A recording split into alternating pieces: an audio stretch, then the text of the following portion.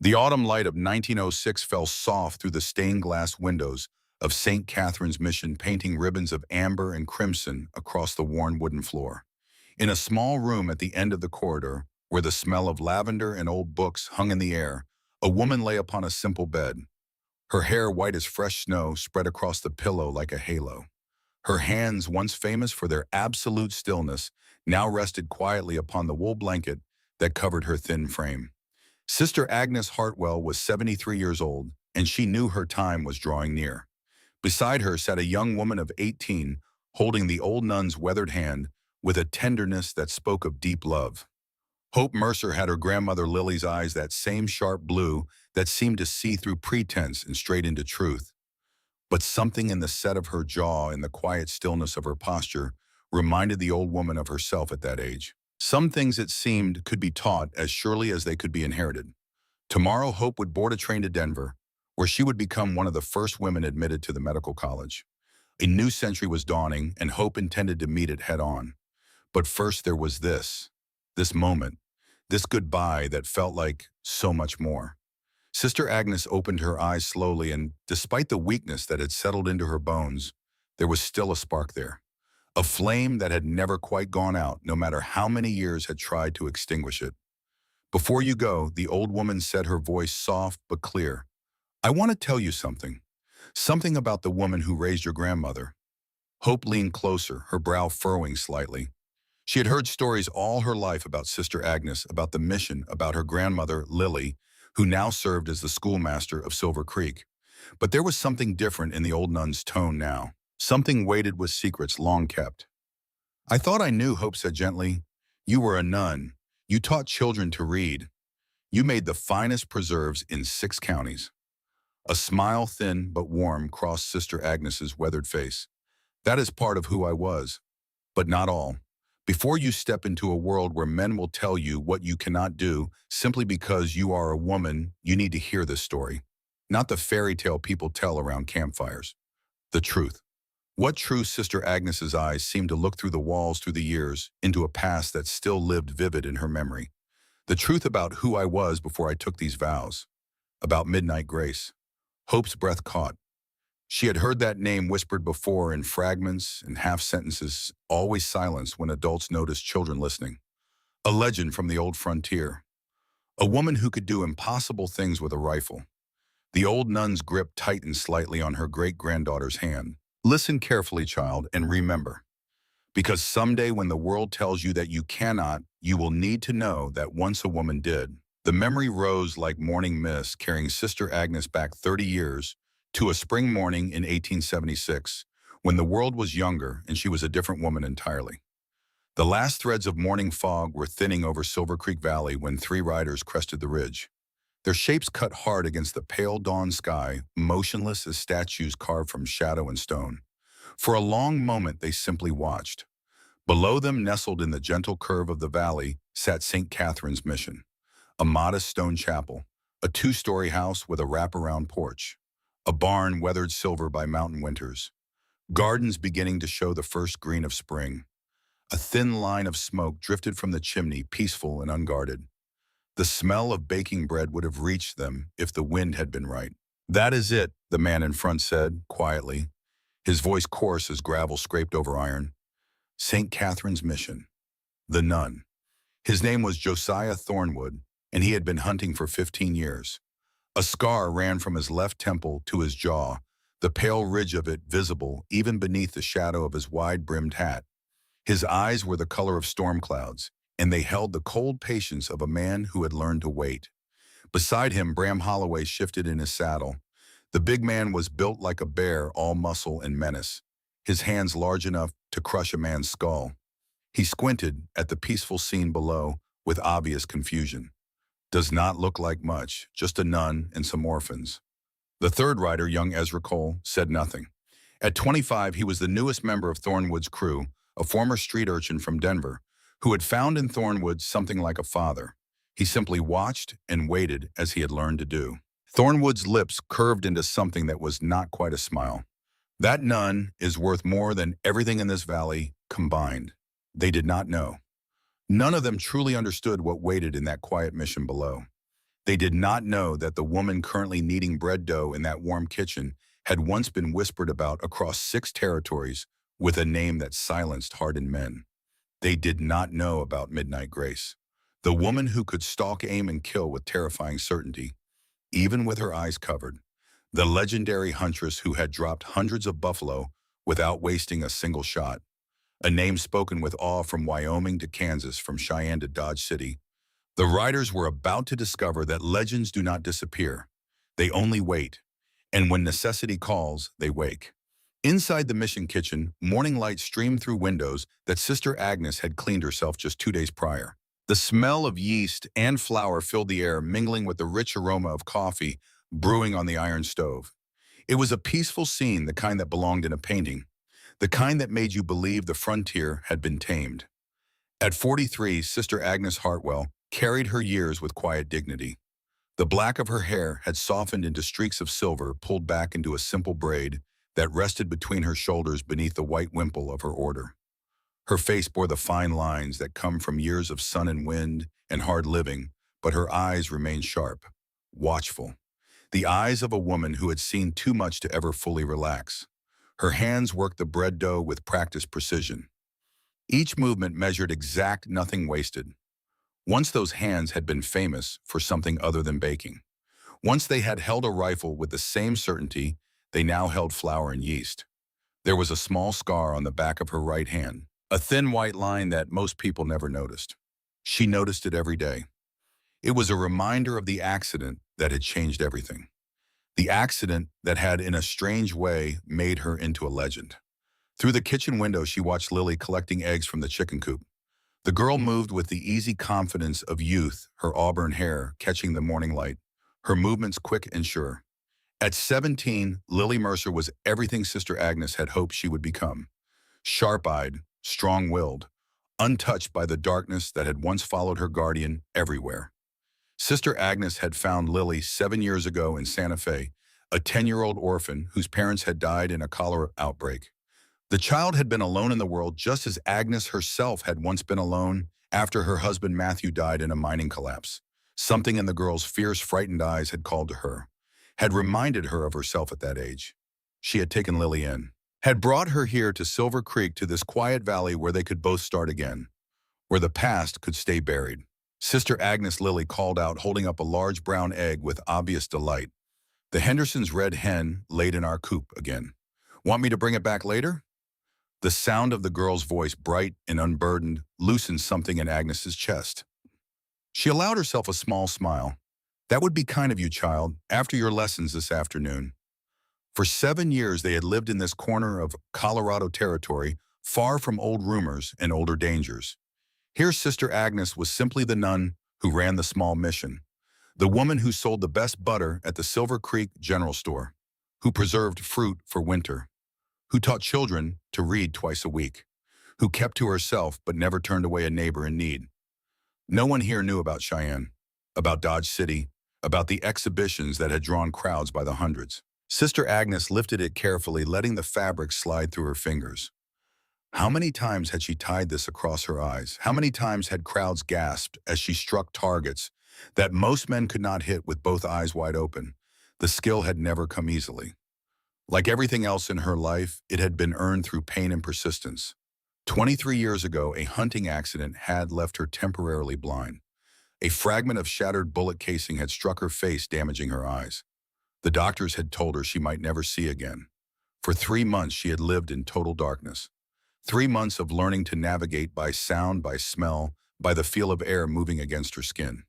She had trained herself to recognize footsteps, to identify animals by the rhythm of their breathing, to sense the presence of another person by the subtle displacement of air, to feel the direction of wind on her cheek and know without seeing exactly where her target stood. When her sight finally returned, she discovered something remarkable.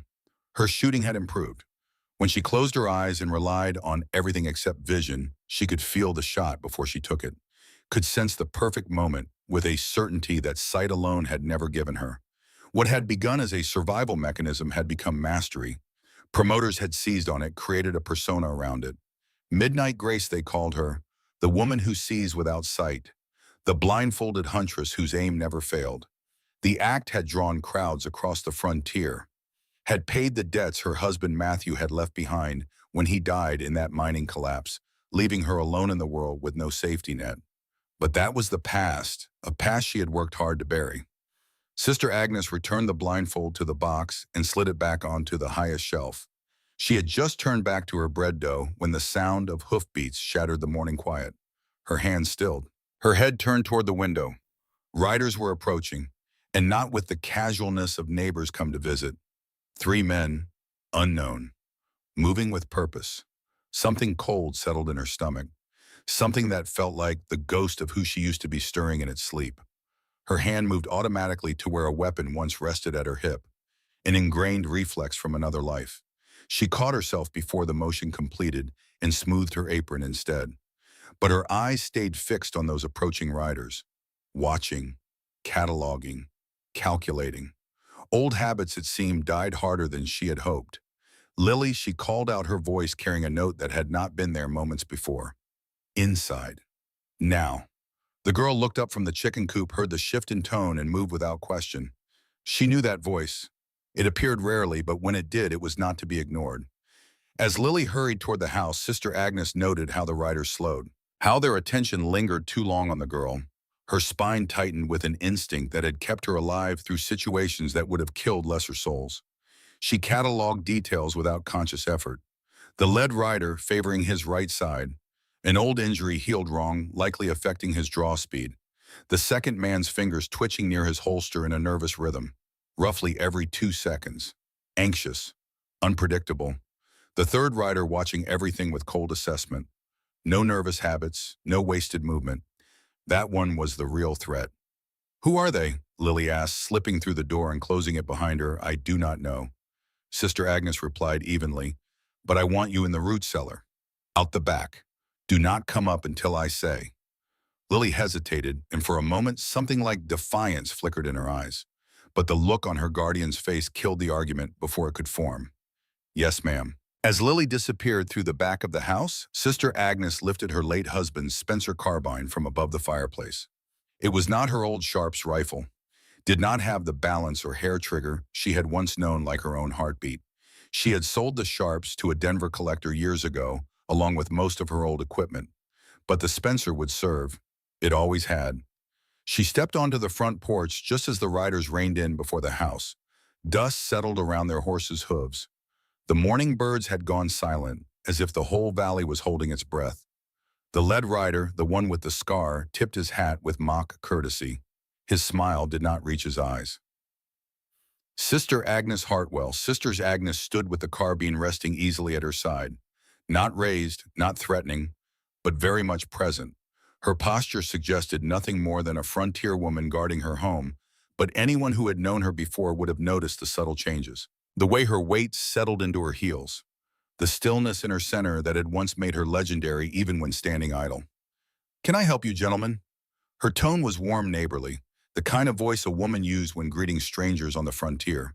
It revealed nothing of the silent calculations unfolding behind her eyes. Distance, light angle, wind direction, escape routes, cover positions. "We sure hope so, ma'am," the scarred man replied. "Name is Josiah Thornwood." He gestured lazily toward his companions. "That is Bram Holloway and Ezra Cole. We are interested in buying land around here. Yours came highly recommended. I'm afraid this land belongs to the church, Mr. Thornwood. Not for sale, not now, not ever. There is plenty of open territory nearby if you are looking to settle." Something changed in Thornwood's eyes. The warmth, false as it had been drained away, replaced by cold appraisal, the look of a predator sizing up prey. "That is unfortunate," he said slowly. "We had our eye on this particular stretch. Good water, good access. Strategic, you might say." The way he stressed that word told Sister Agnes everything she needed to know. These men were not settlers, not even ordinary land thieves. With the railroad pushing through the territory, certain mountain passes had become valuable for reasons that rarely stayed on the right side of the law. Her land cut clean through to McClintock Pass. Perfect for ambushing payroll wagons or gold shipments. "As I said," she replied calmly, "it is not for sale. I have bread in the oven and work waiting. Good day." She turned as though to return inside, but watched their reflections in the window glass. Watched how Thornwood's jaw tightened, how Holloway's hand drifted toward his pistol before a sharp look from his boss stopped it. "That is a fine-looking young lady you have got there, sister." The words came smooth and easy, but they struck like venom. Sister Agnes stopped, one hand resting on the doorframe. "Would be a real shame if something happened to her." Thornwood continued, his voice still conversational, almost friendly. "Times being what they are, a new set of calculations replaced the old. No longer angles or wind, consequences, yes, necessities.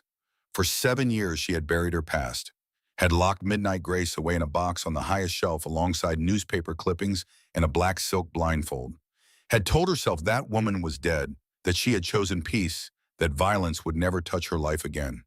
But some threats could not be answered with peace. She turned slowly, meeting Thornwood's eyes for the first time with her full attention. Whatever he saw there, whatever fragment of the woman she had once been, surfaced in that moment, made his confident smile falter. "Just slightly, just enough, Mr. Thornwood." She said, her voice still polite, but something deeper now stirred beneath it. Something that made the horses shift uneasily. "My answer stands, no. I suggest you and your associates move along. Silver Creek is a peaceful place. We aim to keep it that way." Thornwood studied her for a long moment, his scarred face unreadable. Then he gave a tight nod and turned his horse. "We will be seeing you again, sister," he said over his shoulder. "Folks around here might be curious to know who their neighbor really is. A nun with hands like that. Hands that never shake." The words hung in the air like smoke after a gunshot. Sister Agnes did not move until the riders had disappeared down the road, until the sound of their hoofbeats had faded completely, until the morning birds had resumed their songs as if nothing had happened. Then, and only then, did she allow her grip on the Spencer to loosen. Thornwood knew something, or thought he did. The question was, how much, and how far he was willing to go. That night, after Lily had gone to bed, Sister Agnes stood alone on the porch, watching the stars emerge one by one over the valley. The coyotes were calling in the distance. Without meaning to, she found herself measuring their distance and direction by sound alone. Old skills rising unbidden. She had thought she could leave it all behind, had believed 7 years of peace meant the past was truly past. She had been wrong. Moving quietly through the darkened house, she entered her bedroom and knelt beside her bed. There, pushed far back against the wall, sat an old chest she had not opened in years. Lily had never seen it, did not know it existed. Sister Agnes pulled it into the dim moonlight and lifted the lid. Inside lay the remnants of another life. A pair of leather shooting gloves worn soft by years of use. A custom holster fitted precisely to her hand.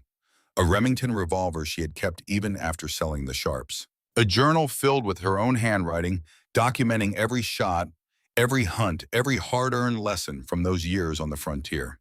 And at the very bottom, wrapped in oiled cloth, a box of ammunition she had crafted herself. Bullets hollowed with internal chambers that produced a sharp, unmistakable whistle in flight. Her singing bullets, her signature. No one else had ever managed to copy them. Sister Agnes lifted one of the cartridges, feeling its familiar weight. How many of these had she fired over the years? How many times had that distinctive sound announced her presence before anyone even saw her? She closed the chest without taking anything. Not yet. But knowing it was there steadied something inside her that had begun to shake. Men like Thornwood were predators. They mistook quiet resolve for weakness. 7 years ago, she would have answered such threats without hesitation. Now, with a daughter to protect, the path was less certain. But one thing she knew for absolute sure. If Josiah Thornwood reached for Lily, the legend he sought to exploit would be the very thing that destroyed him. The following afternoon found Sister Agnes in town making her usual Saturday deliveries. The ride into Silver Creek had given her time to think, to plan, to consider her options. Running was not among them. This was home now. Running from danger only invited it to follow. Silver Creek was the sort of town that maps barely bothered to name. A dot tucked into the Colorado foothills where life followed the steady rhythm of seasons. Main Street held only what was necessary. Brennan's General Store, which also served as the post office. The Silver Creek Hotel and Saloon. A modest church with a bell tower that had not rung in 2 years because nobody could fix the mechanism. And the sheriff's office where Thomas Weston had kept the peace for the better part of a decade. Martha Brennan was arranging jars on the shelf when Sister Agnes entered the general store. At 48, Martha was sharp-tongued and sharper-minded, a widow who had built her business from nothing after her husband died of tuberculosis 10 years prior. Her red hair was beginning to show threads of gray, but her eyes missed nothing. "These blackberry preserves might be your best yet," Sister Martha said, lifting one of the jars to the light. "How do you get them so clear?" "Patience and cheesecloth," Sister Agnes replied, selecting coffee beans from the barrel and picking the berries at exactly the right moment. Martha nodded, continuing to arrange the jars with obvious satisfaction. "How is Lily feeling? Missed her at the social last Sunday." "Just a spring cold. She is helping the Whitfields with their lambing today." The bell above the door chimed. Sheriff Thomas Weston stepped inside his badge, catching the light against a well-worn leather vest. At 52, Weston was as much a part of Silver Creek as the surrounding peaks. Steady, dependable, hard to rattle. He walked with a slight limp, a souvenir from Gettysburg that had never fully healed. His beard was neatly trimmed, more gray now than brown, and his eyes held the particular weariness of a man who had seen too many friends die in too many wars. "Sister Agnes?" "Martha." He inclined his head politely, but Sister Agnes noted immediately the tension in his shoulders. Whatever had happened with those three riders clearly weighed on him as well. "Good day, Sheriff," she replied with a nod. "I heard you had visitors yesterday," Weston said, confirming her suspicion. "Samuel Whitfield saw them riding off your place. Said they did not look like friendly callers." His eyes searched her face, looking for something. Concern, perhaps, or fear. He found neither. "Everything all right out there?" Sister Agnes considered her words carefully, measuring coffee into a paper sack with precise, unhurried movements. Weston was a good man, fair, capable, but even good men sometimes mistook calm for fragility. "Just some men hoping to buy land," she said evenly. I declined. They moved along. Martha Brennan leaned across the counter, curiosity evident. Were they the same ones asking questions down at the saloon? Young Cade mentioned some rough-looking fellows drinking there 3 nights straight, talking about property lines and such. Sheriff Weston nodded slowly. That would be them, led by a man named Josiah Thornwood.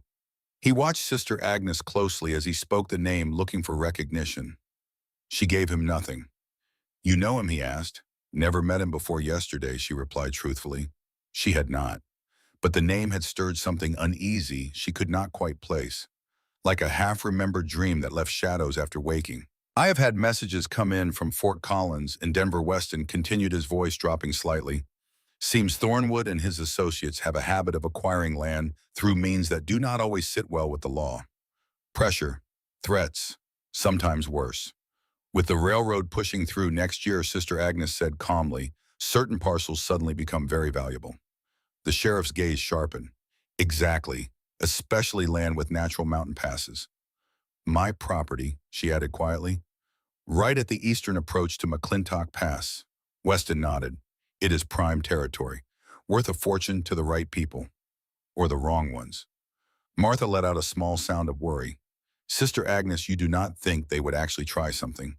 "If they try," Sister Agnes interrupted, her tone steady but unyielding. "They will find I am not easily moved. My land is not for sale, not for any price." The conversation drifted to safer ground.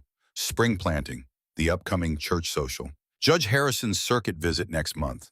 But Sister Agnes could feel Weston's eyes on her throughout, measuring, wondering. As she gathered her things to leave, he spoke again. "I will walk you to your wagon, outside with the low bustle of Main Street providing cover." The sheriff turned serious. Those men, Thornwood especially, they are not known for taking no as an answer. Fires have a way of starting on properties they want. Accidents happen. Bad luck follows folks who stand in their way. Sister Agnes secured her parcels in the wagon bed. "Are you suggesting I sell my home to criminals, Sheriff?" "No, ma'am," Weston said quickly. "Just suggesting caution. Maybe send Lily to stay with relatives for a while." "Until this settles, Lily has no relatives but me." Sister Agnes replied, her voice softening slightly as she met his sincere concern. "But I appreciate your worry. Truly." She climbed onto the wagon seat with an ease that made Weston blink. It was a small thing, that fluid motion, but it spoke of long practice, of a body trained for quick movement. "There is more," he said quietly, resting a hand on the wagon side. "Thornwood has been asking questions. About you." Not just your land. Her hands paused on the reins. What kind of questions? Where you came from before Silver Creek? Whether you had any unusual abilities. The unspoken question hung between them like smoke. He said he had heard stories, Weston added carefully, about a woman, a nun with certain skills. A chill unrelated to the spring air settled over Sister Agnes. People like their stories, Sheriff, she said evenly, especially about women living alone. Weston nodded, not entirely satisfied, but willing to let it rest. Just be careful. I will keep an eye on Thornwood and his men when they are in town, but my reach only goes so far. I have taken care of myself and my daughter for a long time, Sister Agnes replied. We will manage. As she guided the wagon down Main Street, her thoughts churned beneath a calm surface. Thornwood knew something, or suspected something, about her past. The question was how much and what he intended to do with it. The Silver Creek Saloon hummed with low conversation and the occasional clink of glass against glass. Unlike the rowdier joints of larger frontier towns, this place kept a certain order, safe enough for farmers and miners and businessmen alike, which made the three men at the corner table stand out all the more. Josiah Thornwood sat with his back to the wall, eyes tracking both the bat-wing doors and the bar in constant rotation. The scar on his face caught the lamplight, making it appear deeper than it was. To his right sat Ezra Cole, lean and restless, his fingers constantly moving as he shuffled a deck of cards. On Thornwood's left lounged Bram Holloway, his massive frame making the chair beneath him creak with every shift of weight. We have been here 3 days, Holloway muttered, crushing a playing card into his palm. When are we making our move? Thornwood did not answer at once, his gaze drifting over the saloon's patrons. A farmer arguing about grain prices. A miner spending his weekly wages too fast. The sheriff, who had just finished his own drink and was heading for the door. Patience, Thornwood said at last, you do not rush a proper acquisition. Cole snorted without looking up from his cards. That is what we are calling it now. That land is worth 10 times what these farmers think. Maybe more with the railroad coming. And the nun is not selling? Holloway pointed out. A thin smile tugged at Thornwood's scarred face. Few do at first. The saloon doors swung open and a slender man in a dust-coated riding coat stepped inside. Silas Marsh moved easily through the room, unremarkable unnoticed until he reached their table. Without asking, he pulled out a chair and sat. Took you long enough, Thornwood said. Marsh was different from the others. Where Holloway had muscle and Cole had quick hands, Marsh had patience, information, the ability to find secrets that people thought were buried forever. He had spent the last week moving through neighboring counties, listening, gathering, confirming. I had to be thorough, Marsh replied, signaling the barkeep for a drink. And I came across something you will want to hear about our uncooperative nun. That earned Thornwood's full attention. His eyes sharpened, focused. Go on. Marsh glanced toward the bar where Sheriff Weston had been standing moments before, then leaned in and lowered his voice. Ever hear of Midnight Grace? The name hung between them like a held breath. Thornwood's eyes narrowed. The buffalo hunter. The one they said could shoot blindfolded. Marsh smiled, accepting his whiskey from the approaching barkeep. Same woman, and I have got reason to believe Sister Agnes Hartwell is her. Holloway snorted. That is just trail talk. No woman could do what they claim she did. Oh, it is real enough, Marsh replied calmly. I traced records through Wyoming and Kansas, dug up old newspaper accounts, testimonials, even tracked down a man who swore he saw her exhibition shoot in Cheyenne back in '61.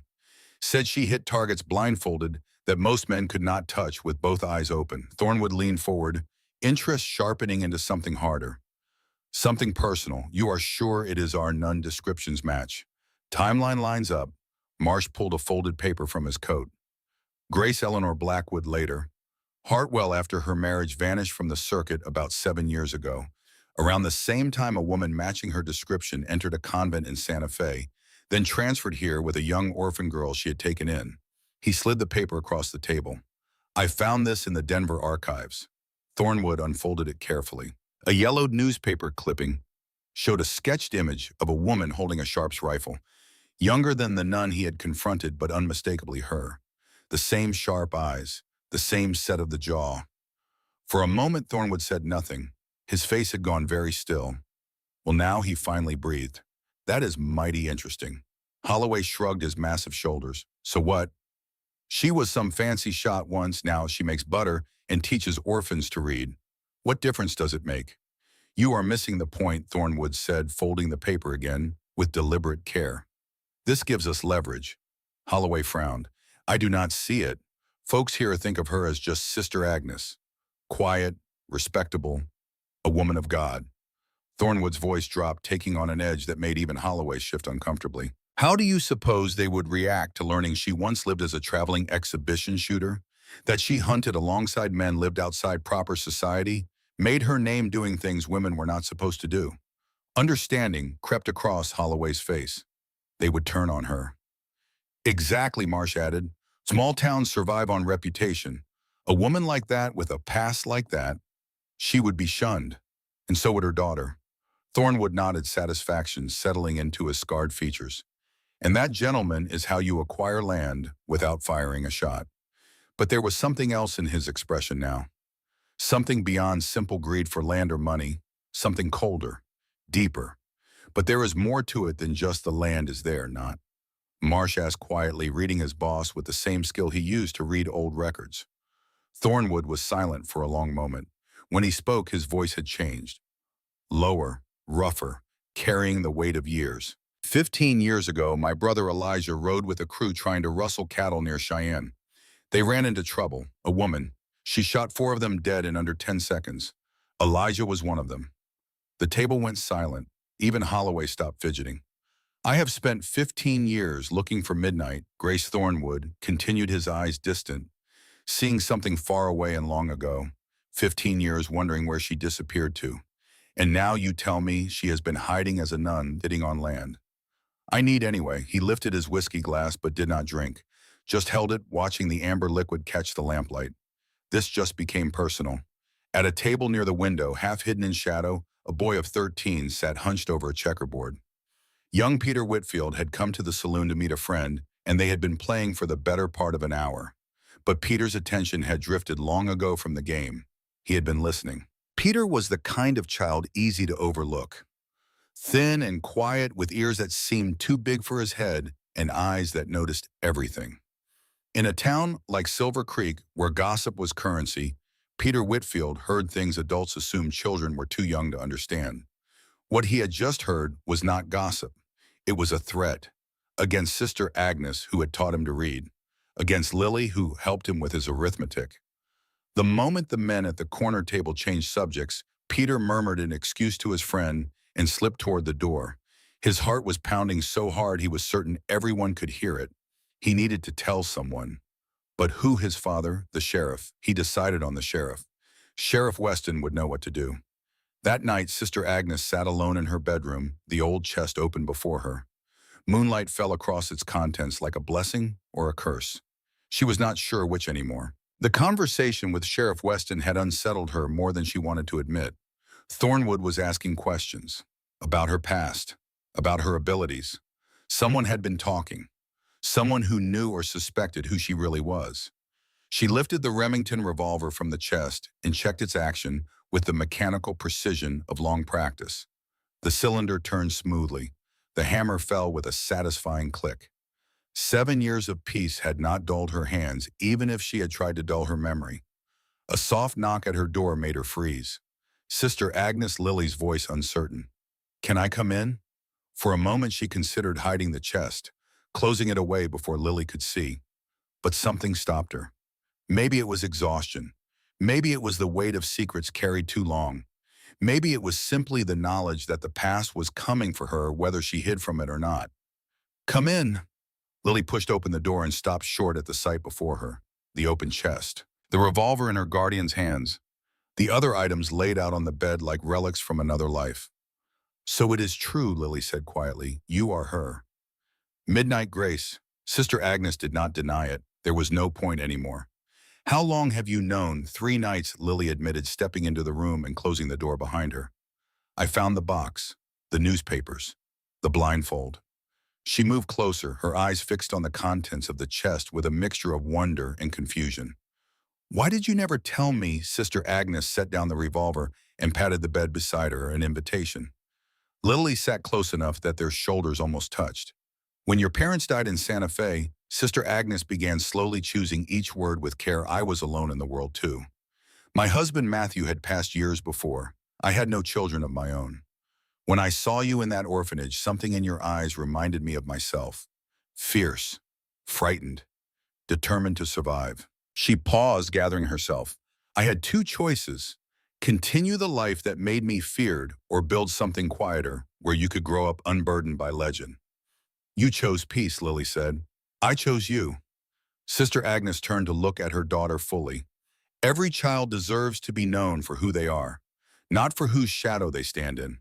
Lily was silent for a long moment, processing. Her eyes moved across the contents of the chest, the gloves, the holster, the strange modified ammunition. Those men who came to the mission, she said finally, the ones asking about land. They know, do they not? Yes, Sister Agnes admitted. The leader. Thornwood has a personal vendetta. His brother died in a confrontation with me 15 years ago. Did you kill him? The question was direct, unflinching. So like Lily, I do not remember specifically. Sister Agnes said honestly. There were many such incidents in those years. Men who thought a woman alone would be easy prey. Men who learned otherwise. But that does not matter to him, Lily said, understanding dawning. No, he believes what he believes. And he has had 15 years to let that belief become hatred. Lily reached out and picked up the black silk blindfold. Let the fabric slide through her fingers the way Sister Agnes had done so many times before. Can you really do it? She asked softly. Shoot without seeing, hunt without sight. Sister Agnes took the blindfold gently from her daughter's hands. I could, she said. I still can. The skill does not fade. It only waits. Like a legend. Yes. Sister Agnes met her daughter's eyes. Like a legend. The silence stretched between them, but it was not uncomfortable. It was the silence of understanding beginning to form, of walls coming down. What are we going to do? Lily finally asked. Sister Agnes tucked the blindfold into her pocket. A decision made. We are not going to do anything, she said firmly. You are going to stay safe. Whatever happens next, your safety comes first. And you, Sister Agnes, looked at the contents of the chest spread before her, the remnants of midnight grace laid out like bones waiting to be reassembled. I'm going to do what I should have done the moment those men rode onto our land, she said quietly. I am going to be ready. 2 days later, Josiah Thornwood returned. Alone this time. Sister Agnes saw him coming from half a mile away and met him in the garden, her hands dirty with soil, her posture deceptively relaxed. The conversation that followed would change everything. Afternoon, Sister Thornwood said, dismounting with the easy confidence of a man who believed he held all the cards. Beautiful garden you have here. Takes steady hands to grow the things this fine. Sister Agnes straightened, slowly removing her gardening gloves with deliberate care. Mr. Thornwood, I believe I made my position clear at our last meeting. Oh, you did, loud and clear. But I have learned some interesting things since then. Thornwood stepped closer, close enough that she could smell the whiskey on his breath, the trail dust on his clothes. Things that might change your mind, I doubt that. His smile widened, but his eyes stayed cold. Midnight Grace. The name hung in the air between them like a held breath before a shot. Sister Agnes did not react outwardly. She had trained herself too well for that. But inside, something shifted. Something that had been sleeping for 7 years began to stir. That is what they called you, was it not? Thornwood continued, clearly enjoying himself. The woman who could shoot blindfolded, who fed entire tribes through winter with nothing but a rifle, an impossible skill. That was another life, another person. Was it? Thornwood moved closer still, circling her slowly like a wolf circling prey. Seems to me a person does not just lose abilities like that. They bury them, hide them. Like you have been hiding here playing nun for 7 years. He stopped directly in front of her, his scarred face inches from hers. You know what I think, sister? I think under that habit you are still the same woman who killed my brother 15 years ago. I do not know what you are talking about. Elijah Thornwood, Cheyenne, 1861. A cattle rustling gone wrong. 4 men dead in under 10 seconds. My little brother was one of them.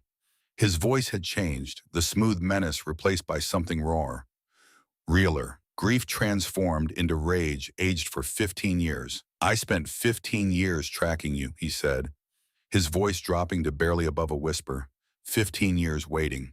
And now here you are sitting on land I need anyway, hiding behind a cross and a habit. He stepped back, visibly collecting himself.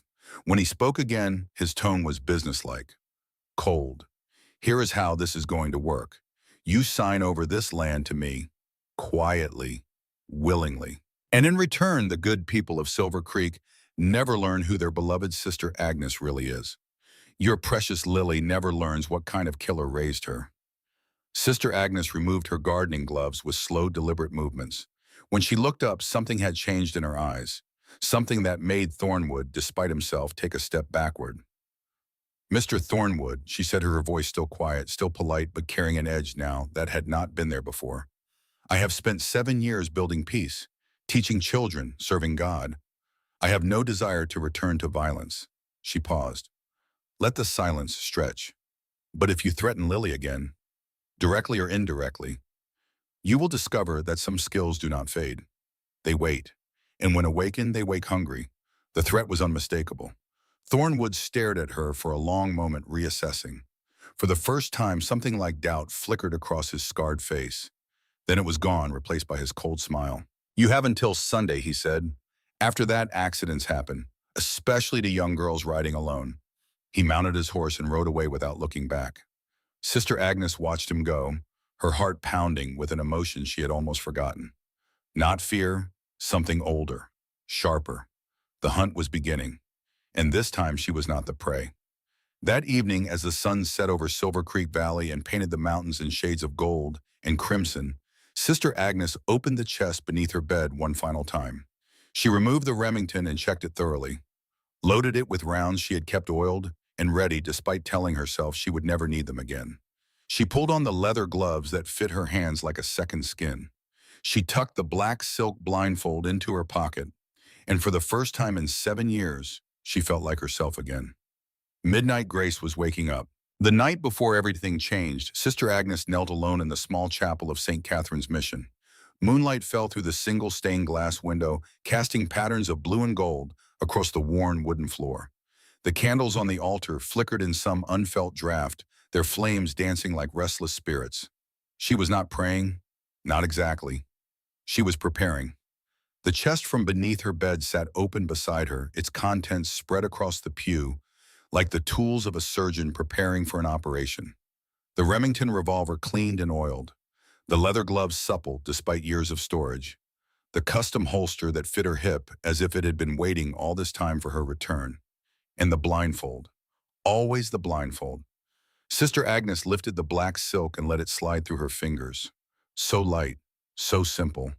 Yet this scrap of fabric had made her famous across 6 territories, had fed her when Matthew died, had turned her into something more than a woman with a rifle. It had made her a legend. She had told herself for 7 years that Midnight Grace was dead, that she had buried that woman along with her old life, her old name, her old sins. She had believed that peace was possible, that violence could be left behind like a town at the end of a long road. She had been wrong. Josiah Thornwood had seen to that. Rising from her knees, Sister Agnes began the process of becoming someone she had sworn never to be again. She strapped on the holster, feeling its familiar weight settle against her hip. She pulled on the gloves, flexing her fingers to test their fit. She loaded the Remington with practiced efficiency, each motion, automatic muscle memory, overriding 7 years of disuse. When she was finished, she stood before the small mirror in the vestry and studied her reflection. The woman who looked back at her was not entirely Sister Agnes anymore, but she was not quite Midnight Grace either. She was something in between, something new, something dangerous. Tomorrow she would send Lily to stay with the Whitfields. Their farm was closer to town, closer to help if needed. Samuel Whitfield was a good man with 3 strong sons, and his wife Ruth would welcome the company. Lily would argue, of course, would insist on staying, would demand to know what was happening and why she was being sent away. But Sister Agnes had not survived 15 years on the frontier by explaining herself to others. Some decisions were not open for debate. She returned the items to the chest, keeping only the Remington and the blindfold. The revolver went into a hidden compartment she had built into the wall of her bedroom years ago. The blindfold went into her pocket. She would carry it from now on. Not to use, not yet, but as a reminder of who she had been and who she might need to become again. In the Silver Creek Saloon, the hour had grown late, and most of the regular patrons had stumbled home to their beds. Only Thornwood and his men remained gathered around their usual table in the corner, voices low despite the empty room. Silas Marsh had been talking for nearly an hour, laying out everything he had learned in his weeks of careful research. The others listened with varying degrees of attention. Holloway looked bored. Cole kept shuffling his cards, but Thornwood hung on every word, his scarred face intent. "You are certain of all this?" Thornwood asked when Marsh finally paused for breath. Marsh nodded, sipping his whiskey with the satisfaction of a man who knows his own worth. "I have been tracking your movements for 5 years, Thornwood. Ever since you first started asking questions about Midnight Grace in Dodge City, I knew then that whoever found her first could name their price." Thornwood's eyes narrowed. "You have been following me, watching, learning. She would do anything to protect that child, anything at all." Thornwood nodded slowly. That much was obvious. "What might not be obvious," Marsh continued, "is exactly how to exploit it. You have been threatening, warning, giving her time to prepare. That is not how you handle someone like Midnight Grace." Then how Marsh's smile widened. "You take the girl, not as a threat, as a fact. You remove her options, her choices, her ability to plan. And then when she comes for the girl, and she will come, you are ready for her." Thornwood considered this, his fingers drumming slowly on the table. "And if she is as dangerous as the legends say, then we make sure we have enough men to handle her." Marsh gestured dismissively. "She is 43 years old, has not touched a rifle in 7 years. The woman who shot 4 men in Cheyenne was young and sharp and at the peak of her abilities. That woman does not exist anymore. Do not underestimate her," Thornwood said quietly. "I made that mistake with her once. My brother made it too. He paid with his life. I am not underestimating her. I am being realistic." Marsh drained his whiskey and set the glass down with a definitive click. "Take the girl. Draw out the nun. End this. By Sunday you will have your revenge and your land, both." Thornwood stared at him for a long moment, weighing the advice against his own instincts. Finally he nodded. "Tomorrow," he said. "We take the girl tomorrow." Saturday dawned bright and clear over Silver Creek Valley, the kind of spring morning that made you believe nothing bad could ever happen in such a beautiful place. Birds sang in the awakening trees. The creek that gave the town its name sparkled silver in the early light. Farmers were already in their fields taking advantage of the good weather.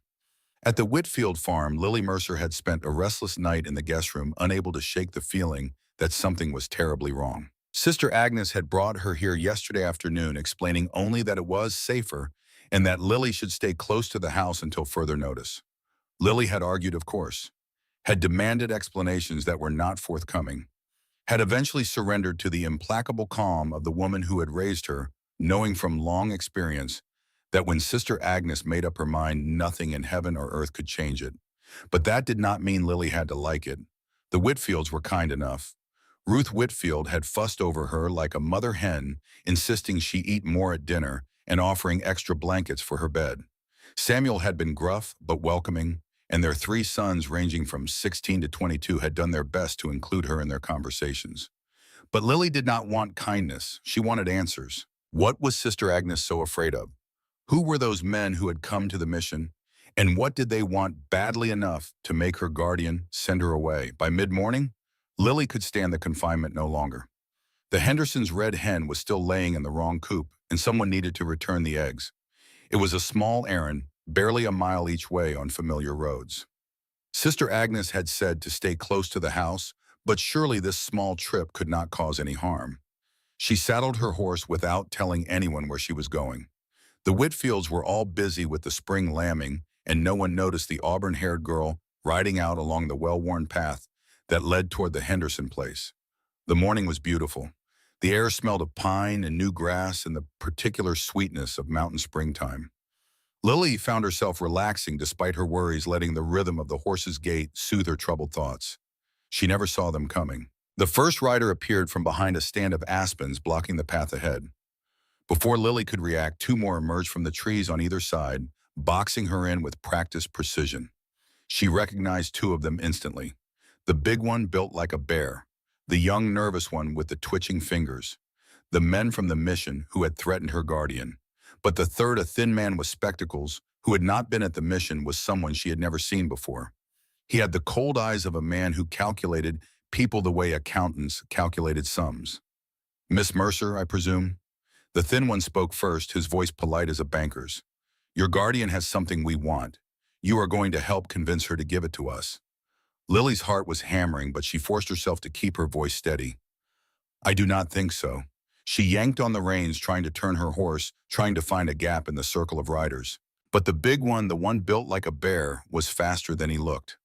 His massive hand closed on her horse's bridle before she could complete the turn. What happened next was a blur of violence and fear. Lily fought with everything she had. She kicked and scratched and bit, drawing blood from the big man's forearm before he managed to pin her arm. She screamed until a dirty cloth was shoved into her mouth, muffling her cries to whimpers. Within minutes, it was over. Her wrists were bound. Her horse was sent running back toward the Whitfield farm with a slap on its hindquarters, and she was thrown across the saddle of the thin man's horse like a sack of grain. "Bring her to the old Mitchell mine," the thin one said calmly, as if kidnapping young women was simply another item on his daily agenda. "And send the Whitfield boy with a message. Tell him to find the nun. Tell her we have her daughter.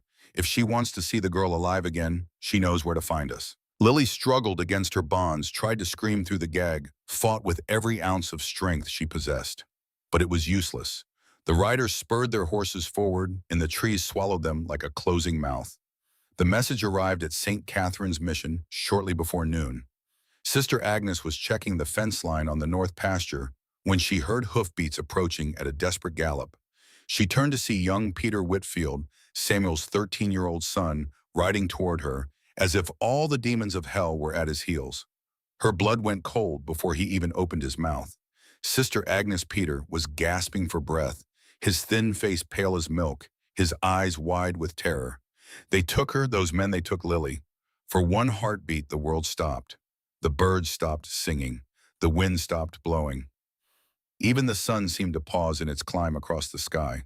Then everything inside Sister Agnes that was soft and gentle and peaceful went away. And something else took its place, something old, something cold, something that had been sleeping for 7 years and was now very much awake, where her voice came out sharp as a blade, carrying none of the warmth that usually colored her words. Where did they take her? Peter stumbled backwards, startled by the transformation. Gone was the kindly nun who had taught him to read. In her place stood someone else entirely, a woman with eyes like flint and a posture that spoke of coiled violence, waiting to be released. "Old Mitchell mine," Peter stammered. "I saw 3 men forcing her up the north trail. One had a scar. Went 20 minutes, maybe less. I rode straight here as soon as I saw." Sister Agnes was already moving, striding toward the mission with a purpose that made the boy have to run to keep up. "Go back to your father," she called over her shoulder. "Tell him what happened. Tell him to gather whoever he can and meet me at the base of North Ridge in 30 minutes. But Sister Gupte, the force of that single word stopped Peter in his tracks. He watched wide-eyed as the woman he had known as Sister Agnes disappeared into the mission house. When she emerged 5 minutes later, she was a different person. Gone was the simple black habit of her order. In its place, she wore canvas trousers and a leather vest over a cotton work shirt. Boots that had seen 1,000 miles of hard trail. A gun belt slung low on her hip, the holster tied down to her thigh in the manner of someone who knew how to draw fast and shoot faster. A Spencer carbine was strapped to her saddle. The Remington revolver sat heavy on her hip. And in her pocket, Peter somehow knew without being told, was something else. Something that meant something he did not understand. "Sister Agnes," he breathed, barely recognizing her. She swung onto her horse with an ease that belied her 43 years, gathering the reins in hands that were suddenly terrifyingly steady. "Go," she said again, but softer this time. "And pray, Peter. Pray that I get there in time." Then she was gone, riding north as if the devil himself was chasing her. Or perhaps as if she was chasing him. Sheriff Thomas Weston met her at the edge of town, alerted by young Peter, who had ignored her instructions to go home and had instead ridden straight to the sheriff's office. With him rode Deputy Jacob Finch, a reliable man in his 30s who had served in the territorial militia. Sister Agnes Weston called out as she approached to wait. "We need to think this through. These men are dangerous. Every minute we wait is another minute my daughter is in their hands." Sister Agnes did not slow down. "I am not waiting."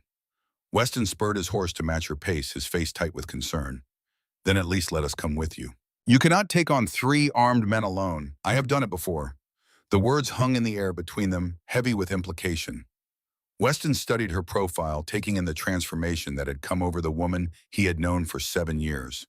The peaceful nun was gone.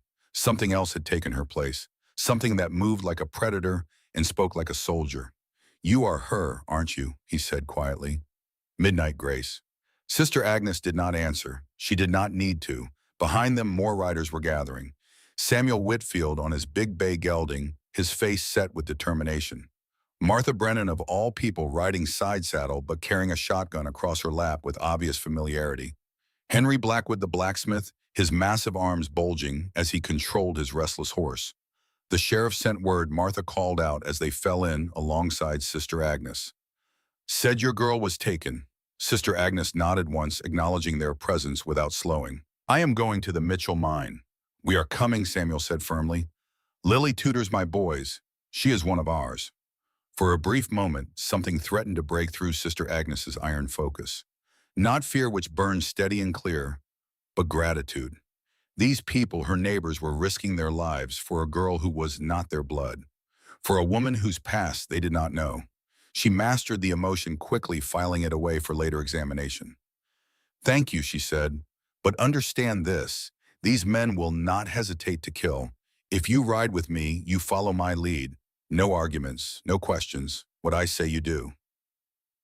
"Understood." The group exchanged startled glances. This was not the Sister Agnes they knew. This was someone else entirely.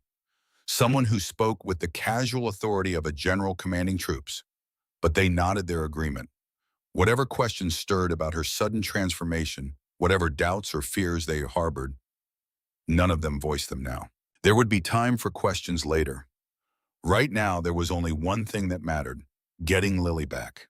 They rode hard through the mountain terrain, following the narrow, twisting trail that climbed toward Northridge. The Mitchell mine had been abandoned for a decade, its silver veins exhausted long before Sister Agnes ever came to Silver Creek. But the tunnels and rotting structures remained sometimes shelter for trappers, sometimes a hiding place for men with darker intentions. As they neared the mine, Sister Agnes raised her hand, signaling the group to halt within a stand of pines thick enough to conceal them from view. The mine entrance lay roughly 200 yards ahead, its weather-beaten timbers stark against the gray rock face. A faint glow pulsed from off in the orange flicker of lantern light. 2 horses stood tethered outside. 2 horses, Sister Agnes murmured more to herself than to the others. But they said 3 men took her. Her eyes scanned the terrain with the practiced focus of someone who had once tracked game across unforgiving land. The slope of the mountainside, the position of boulders and fallen trees, the angles of approach in fields of fire. "One is inside with Lily," she continued, her voice barely above a whisper. "The other 2 are watching the perimeter." Samuel Whitfield squinted toward the entrance. "I do not see anyone. That does not mean they are not there." Her gaze settled on a point west of the entrance behind a rocky outcrop that would provide excellent cover for a sentry. There, west of the entrance, behind that rock formation. The others followed her gaze and saw nothing. Then, just as doubt was beginning to form on their faces, a faint glint of metal caught the dying light. Someone shifting position. Someone armed. Martha Brennan stared at Sister Agnes with something like awe. "How did you—" "No time," Sister Agnes cut in. She turned to Samuel. "Circle east, make noise. Something loud enough to pull attention. Far enough away that they will have to investigate." Samuel nodded. "I can do that." She looked at the others. "Henry, Martha, you stay here with the sheriff. If anyone comes out of that mine who is not me or my daughter, you use that shotgun." Martha's grip tightened on the weapon. "Understood." Sister Agnes dismounted and secured her horse to a thick pine. From her saddlebag, she removed something the others did not recognize. A small wooden box worn with age. Inside lay cartridges of unusual design, each one slightly different from standard ammunition. She loaded them into the Spencer with deliberate care, her movements precise and practiced. Sister Agnes Martha asked quietly, her voice uncertain, "Have you done this before?" A trace of a smile touched the nun's lips, the first genuine expression she had shown since learning of the kidnapping. "In another life," she said. Then she slipped into the brush and vanished like a ghost. Sister Agnes moved through the mountain terrain with a silence that would have impressed the trackers who had taught her decades ago. Each step placed precisely, weight transferred smoothly, making no more noise than a shadow passing over stone. She became invisible, merging with the landscape as naturally as any wild creature. Her breathing was slow and controlled. Her heart, which had been racing since she heard the news, had settled into a steady, measured rhythm. This was what she had been trained for, what she had been born for, perhaps. The hunt, the stalk, the patient approach that ended in sudden, decisive violence. She could smell the horses tethered near the mine entrance, could hear the subtle shift of weight as the hidden sentry adjusted his position, could feel the change in air pressure that told her of open space nearby. 23 years ago, she had lost her sight for 3 months, had learned to navigate the world through sound and smell, in the sixth sense that develops when the others are stripped away. That training had never left her. Those skills had merely been sleeping, waiting for the moment they would be needed again. Now they were awake. When she had closed to within 50 yards of the sentry position, the diversion came. A rifle cracked from the east, followed by the crash of falling branches. Samuel Whitfield, making his presence known exactly as instructed. The lookout turned instantly toward the sound, rising slightly from his concealment, rifle raised. Sister Agnes moved. In seconds, she was behind him, close enough to touch. She recognized him from town. Ezra Cole, the young one with the nervous hands, the one who shuffled cards like breathing. He stood focused on the noise from the east, completely unaware of the woman standing 3 feet behind him. "Do not move." Her voice was soft, almost gentle. But the Spencer carbine pressed against his spine carried a message that required no interpretation. Cole froze, started to turn his head. "I said, do not move," she repeated, pressing the rifle harder. "Where is my daughter?" "Inside," Cole answered, a tremor betraying his shock. "With Thornwood." "How many others?" "Just Bram Holloway circling the perimeter. Silas Marsh went back to town for supplies." Cole swallowed hard, then forced confidence into his voice. "You are making a mistake. You cannot take all of us." Sister Agnes pressed the rifle a fraction harder into his back. "I have stopped charging buffalo bulls in their tracks. 3 armed men do not worry me." Something in her tone made Cole stiffen, a certainty that went beyond bravado, a cold, absolute confidence that spoke of experience rather than hope. "You are her, aren't you?" he breathed. "Midnight Grace." "Drop your rifle, Sister," Agnes said, ignoring the question. Slowly, Cole obeyed. The weapon clattered onto the rocks at his feet, sidearm, 2 fingers, slow and careful. He complied, setting the revolver down with exaggerated care.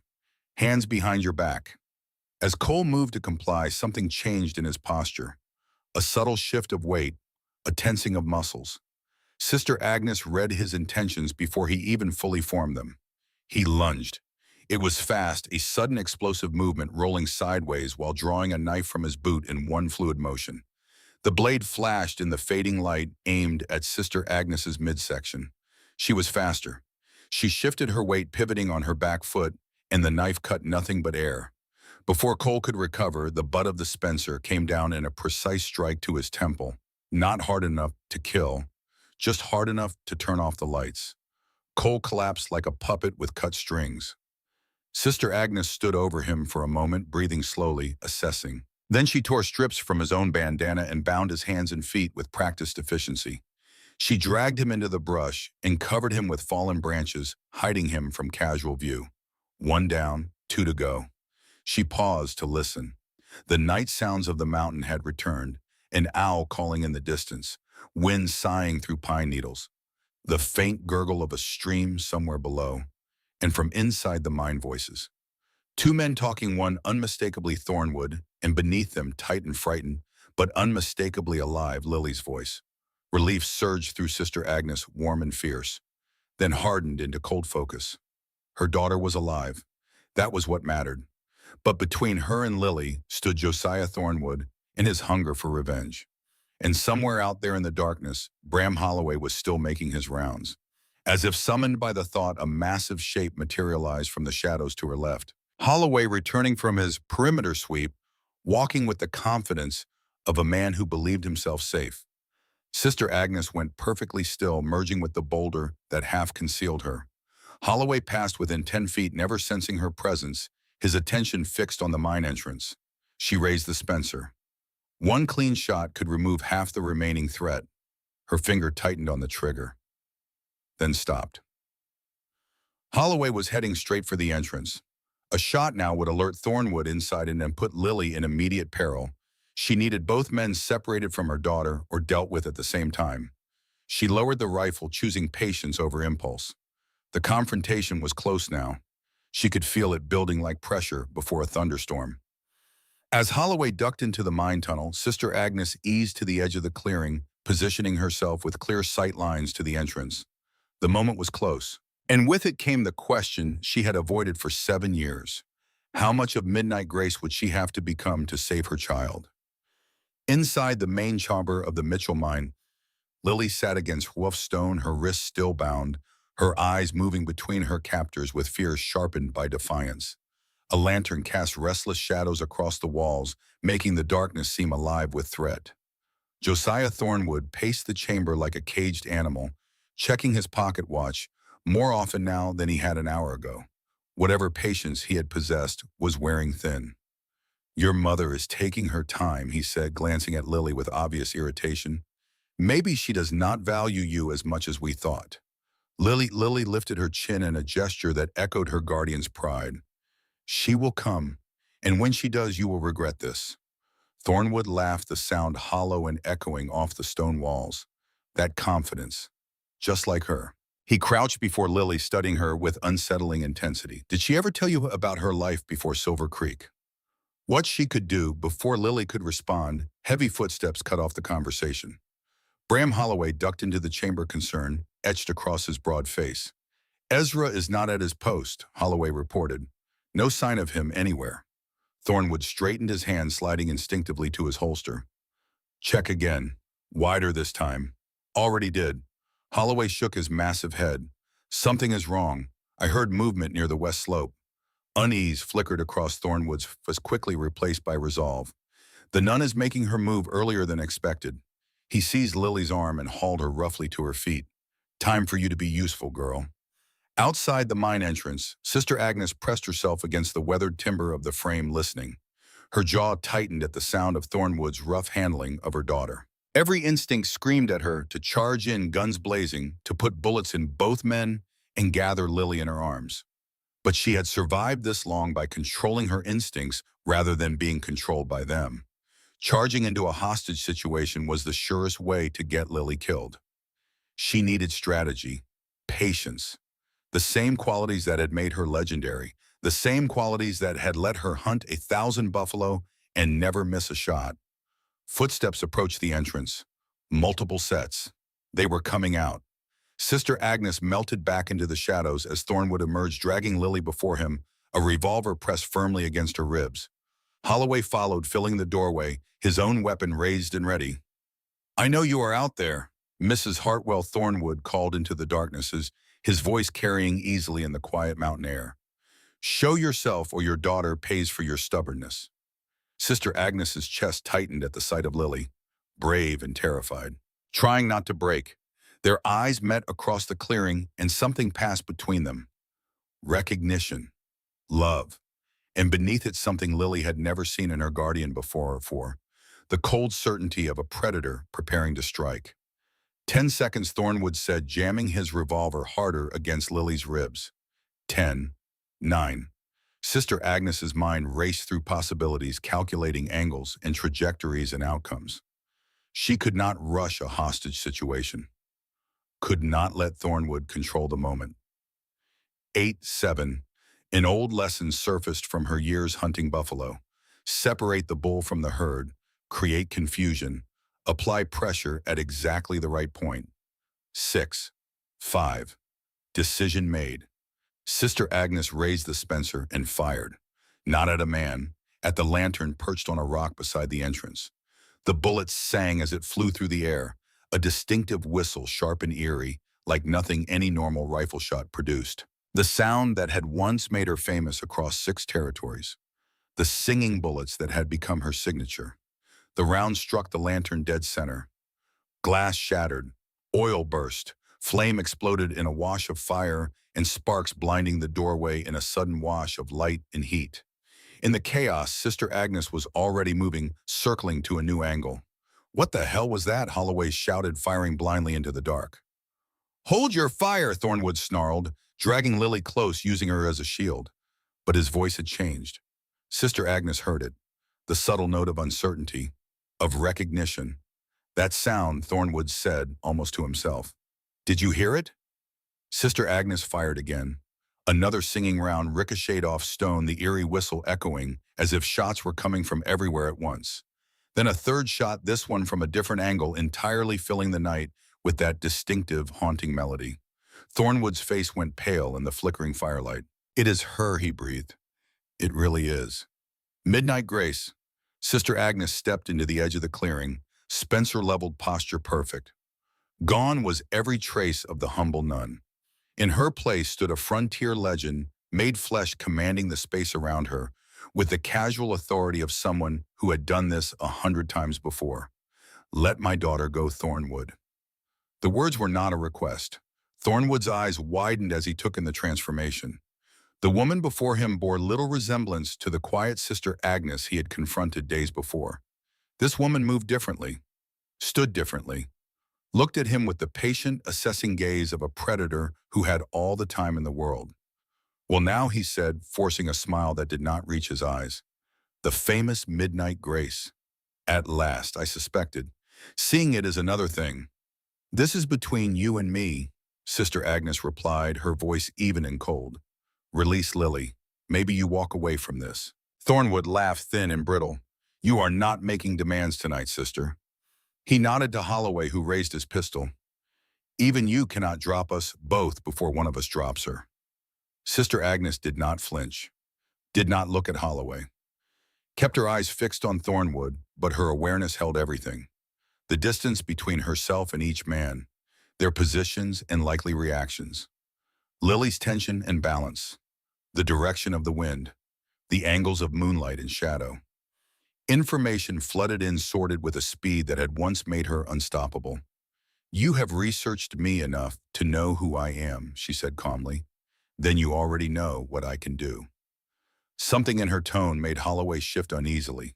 His certainty, which had seemed so solid moments before, began to crack. Boss Holloway muttered, "Maybe we should—" "Shut up," Thornwood snapped. Then to Sister Agnes, "I know the stories grow taller with every telling." "Legends always do." Sister Agnes said nothing. Instead, calmly, deliberately, she slipped a hand into her pocket and drew out the black silk blindfold. "Perhaps a demonstration will clear things up." The sight of it did exactly what she intended. Thornwood's eyes locked on the fabric, the famous blindfold, the symbol of everything that had made Midnight Grace a legend. For just a moment, his attention shifted from Sister Agnes to the scrap of black silk in her hand. That moment was all she needed. Sister Agnes moved. Her first shot sang through the night, that unmistakable whistle slicing the air, and struck Bram Holloway's pistol with surgical precision. The weapon flew from his hand, clattering against the rocks. Before the echo faded, her second round shaved the brim of Thornwood's hat close enough to scorch the felt, close enough to draw a thin line of blood across his temple. A warning no man could misunderstand. Holloway staggered backward, clutching his numbed fingers, staring at her in naked terror. "She shot it clean out of my hand," he breathed. "Just like they said." Thornwood recovered faster than his subordinate. He kept his grip on Lily, his revolver still pressed against her ribs. "Impressive," he said tightly. "But unless you can shoot around corners, Mrs. Hartwell, we are stuck right here." Sister Agnes lowered the Spencer a fraction, her face unreadable. "You are right. I cannot shoot around corners." A beat of silence. "But I do not need to." From behind Thornwood came the solid, unmistakable click of a shotgun being cocked. Martha Brennan's voice cut through the darkness, steady as iron. "Let the girl go, mister, or I will put a hole in you big enough to toss a cat through." Thornwood froze. Too late he realized he had been played. While Sister Agnes had held his eyes, held his fear, held his complete attention with the threat of the blindfold and the singing bullets, Martha had used the chaos and smoke to circle behind him through the scattered brush. A thin smile touched Sister Agnes's lips. Buffalo hunting teaches a person certain things, Mr. Thornwood. Terrain, patience, and most of all, how to hunt dangerous prey together. Thornwood stood trapped between Sister Agnes's leveled rifle in front and Martha's shotgun behind. His bravado drained away as his eyes searched desperately for escape and found none. For a breathless moment, the knight held his balance on a knife's edge. Then slowly, deliberately, Thornwood released Lily and raised his hands. "Seems the stories about you were not exaggerated after all," he said quietly. Lily wrenched free and ran straight to her guardian. Sister Agnes wrapped one arm around her daughter, holding her close, feeling the trembling of her thin shoulders. But the Spencer never wavered from Thornwood's chest. "Not for a single instant, Henry Samuel," Sister Agnes called out. "You can come out now." The blacksmith and the farmer emerged from cover rifles trained. Samuel quickly bound Holloway's wrists with rope from his saddlebag, while Henry gathered the scattered weapons. Sheriff Weston appeared moments later, having come up the trail with Deputy Finch. He took in the scene with the practiced eye of a lawman who had seen more than his share of violence. The bound outlaws, the armed townspeople, and Sister Agnes standing like something out of legend, her daughter pressed close against her side. "Looks like I missed quite a confrontation," he said dryly. Sister Agnes nodded, the tension finally beginning to ease from her shoulders. "They kidnapped my daughter, Sheriff. Tried to force me to sell my land with threats. I gathered as much." As the lawmen took custody of Thornwood and Holloway, as they were led away toward the horses and the long ride back to the Silver Creek jail, Thornwood twisted back for one final look. "This is not over," he called. "Silas Marsh is still out there, and when folks learn who you really are..." Martha Brennan stepped forward, shotgun still firmly in her grip. "You let us worry about that. Silver Creek takes care of its own." The words carried weight, a declaration, a warning. Whatever secrets Sister Agnes might have kept, whatever past she might have hidden, the people of this town had chosen their side. As the outlaws disappeared down the trail, Sister Agnes found herself surrounded by her neighbors. Ordinary people who had shown extraordinary courage when it mattered. She caught their looks, some curious, some awed, but none afraid, none condemning. For 7 years she had hidden who she was certain that truth would bring rejection. Instead, it had brought acceptance. But the hardest questions waited beside her. When the others moved off to prepare for the ride back, Lily spoke softly, her voice still shaking from the ordeal. "Mama," she whispered, "what is happening? How did you do all that? Who are you?" The question hit Sister Agnes harder than any bullet ever had. This was the moment she had buried Midnight Base to avoid. This confrontation with her daughter, with the truth, with the life she had tried so hard to leave behind. She looked down at Lily's face, so young, so frightened, so full of questions that deserved honest answers. "Later, sweetheart," she murmured, squeezing her daughter's shoulder. "I promise I will explain everything." Lily studied her guardian's face for a long moment, seeing her as if for the first time. Then she nodded slowly. "Those things he said about midnight grace." Lily's voice was barely audible. "Are they true?" Sister Agnes met her daughter's gaze, saw the sharp intelligence there. The need for truth that would not be denied. "Yes," she said simply. "All of it." Lily was silent for a heartbeat, then two. "Why did you never tell me?" Sister Agnes reached out and cupped her daughter's cheek with a tenderness that seemed impossible after the violence she had just unleashed. "I wanted to protect you," she said softly. "From that life. From the danger, from the shadows, from the whispers and stares and judgment. I wanted you to have a normal childhood. Not to grow up known as the daughter of a spectacle." Lily's eyes dropped to the black silk blindfold still clutched in her guardian's hand. "But it is who you are," she said slowly. "Who you have always been, even when you were pretending to be someone else." The words landed harder than any accusation. For 7 years, Sister Agnes had treated her past as something shameful, something to bury for her daughter's sake. Yet in Lily's eyes there was no fear, no judgment, only a need to understand. "It is part of who I am," Sister Agnes corrected gently. "But not all of it. The woman who taught you to read, who made you pancakes on Sunday mornings, who held you when you had nightmares. She is real too. She is not a disguise." Lily was quiet for a long moment, processing. "Can you teach me?" she finally asked. What you know, what you can do. The request caught Sister Agnes off guard. Why? Because if we are in danger because of your past, Lily said, her chin lifting with its familiar stubbornness, I should understand what that past really is. And besides, she hesitated, then continued more softly, I want to know that part of you, Mama. The part you kept hidden from me. Sister Agnes felt something shift inside her. A wall she had built so carefully over so many years beginning to crumble. It will not be easy, she warned. What I learned took years. Pain, discipline. Then we had better start, Lily said with a small, steady smile. I am a quick learner. You have told me that all my life. Despite everything, despite the terror of the past hours and the uncertainty of what lay ahead, Sister Agnes felt her heart swell with pride. This girl, this young woman, was stronger than she had ever realized. All right, she said at last, we start tomorrow. But even as she spoke the words, Sister Agnes knew that the danger was not over. Silas Marsh was still out there. A man who dealt in information, who collected secrets like other men collected coins. A man who had helped plan her daughter's kidnapping and who had escaped to plan again. The hunt had ended for tonight, but the war was just beginning. 2 days had passed since the rescue at Mitchell Mine, and Silver Creek had not returned to normal. The jail, which normally held nothing more threatening than a drunk cowhand or a rowdy miner, now bulged with prisoners. Sheriff Weston had converted the storage room into an improvised holding cell, and his deputies rotated through sleepless shifts to maintain constant guard. But Silas Marsh was still out there. The information dealer had not fled when he learned of Thornwood's capture. That would have been the smart move, the safe move. Instead, he had ridden hard to Fort Collins and returned with reinforcements. 16 hired guns, hardened men who asked no questions as long as the money was good. Former soldiers, outlaws with prices on their heads. The kind of men who killed for profit and slept soundly afterward. From the heights of Northridge, Marsh surveyed Silver Creek through a brass telescope. The town lay quiet in the morning light, deceptively peaceful. But he knew better. He had watched the nun transform into something else entirely during the rescue. Had seen the way she moved, the way she shot, the impossible precision of those singing bullets. The legends were true. All of them. A lesser man might have cut his losses and disappeared.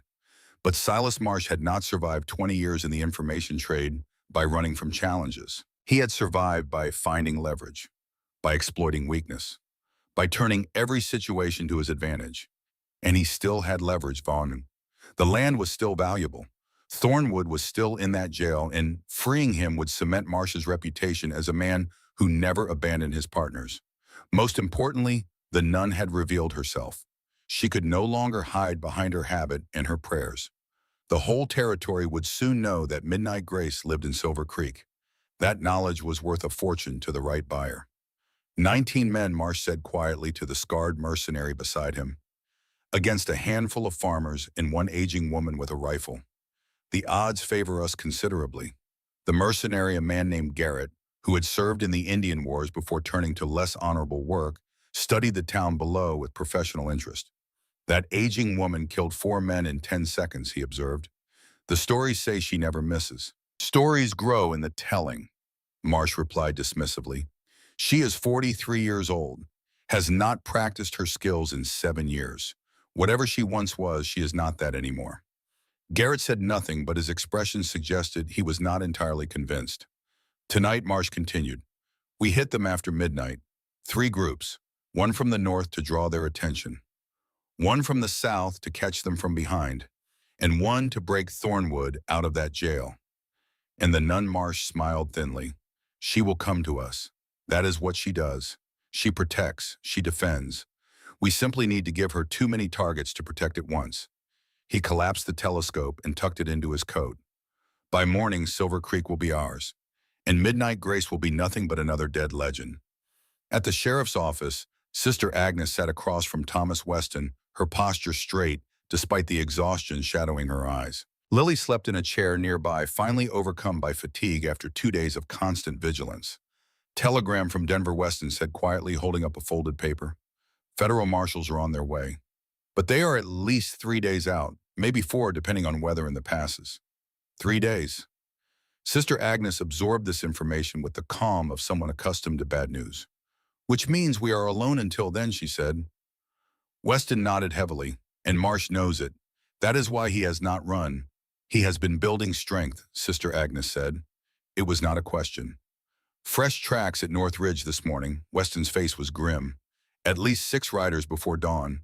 Probably more we did not see. They will move soon. Tonight, most likely. Jailbreak first, then. She did not need to finish the sentence. They both knew what would follow. My property, she said. It is isolated, easy to surround. If they cannot break Thornwood out, they will come for us instead. Weston leaned back in his chair, the wood creaking under his weight. I cannot defend the jail and your mission both. Not with the men I have. Sister Agnes was quiet for a moment, her mind working through the problem with the cold efficiency that had served her so well in another life. Then we make them choose, she said finally. The sheriff raised an eyebrow. If they think I am here in town defending the jail myself, they will have to face me to free Thornwood. But if they believe the mission is defended as well, they will have to split their forces. That is sound strategy, Weston admitted, but we do not have enough people to actually defend both positions. Sister Agnes allowed herself a thin smile. We do not need to actually defend both positions, Sheriff. We only need them to believe we are defending both.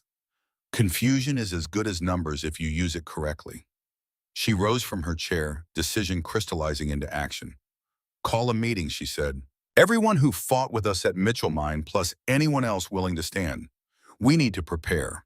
Prepare for what exactly Sister Agnes met his eyes, and what he saw there made him straighten unconsciously. War, she said simply.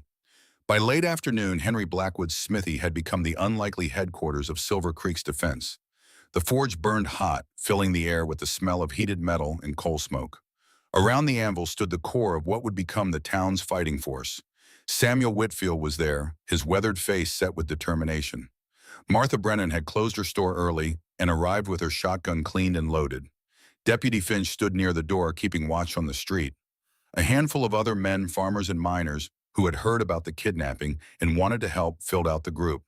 And at the center of it all stood Sister Agnes, no longer in her habit, but dressed in the practical clothes of a frontier woman. Canvas trousers, leather vest, boots worn smooth by years of hard use. The transformation was complete.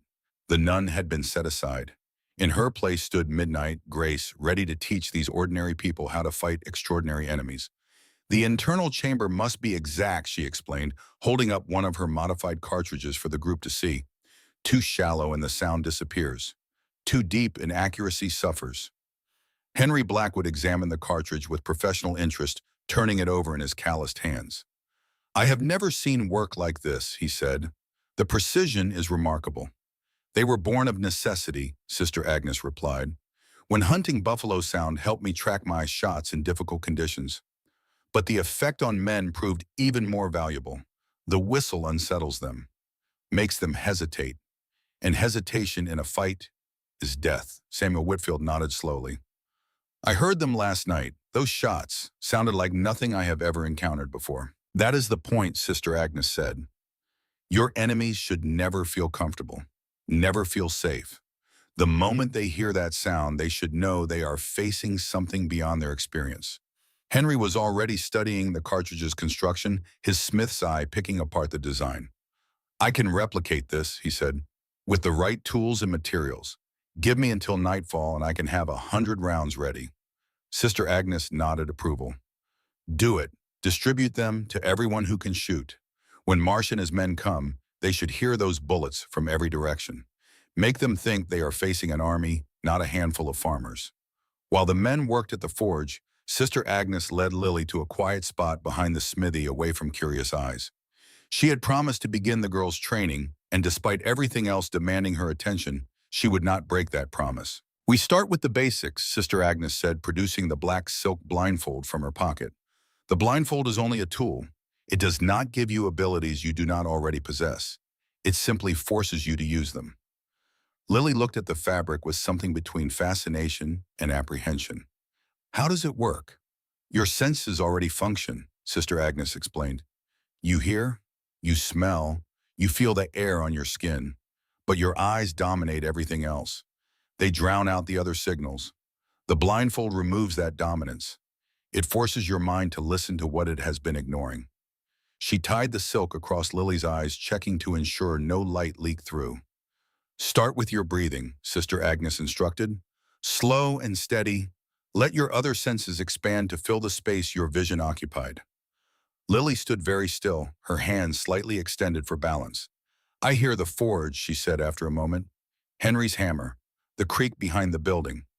Good. Now go beyond the obvious. What else is there? Lily tilted her head, concentrating with obvious effort. Mrs. Brennan talking to someone by the clothesline. A woodpecker in the oak tree. From the northeast, someone is approaching. One person. From the west, heavier footsteps. With spurs. Sister Agnes felt a flicker of surprise. The girl was already demonstrating remarkable aptitude. The sheriff, Lily added with growing confidence. His left boot squeaks at the sole. As if summoned by her words, Sheriff Weston rounded the corner of the smithy and stopped short at the sight of the blindfolded girl. Training has already started. I see, he said, studying the scene with evident curiosity. It has, Sister Agnes confirmed. She shows natural talent. She turned back to her daughter. You can remove it now. We will continue later. Lily slipped the blindfold free, blinking in the afternoon light.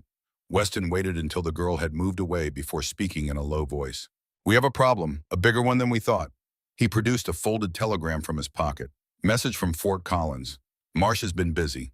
He has at least 16 men up on that ridge, maybe more. All professionals. Former soldiers, outlaws, the kind who fight for money and do not ask questions. Sister Agnes absorbed this news without visible reaction. 19 total, counting Marsh himself. Against how many of us? Weston did a quick mental count. Maybe 15 who can actually fight. And most of them have never fired a shot in anger. Sister Agnes nodded slowly, her mind already working through tactical possibilities. Numbers are not everything, she said. Terrain matters, preparation matters, and most of all, will matters. Those hired guns are fighting for money. We are fighting for our homes. That difference could prove decisive.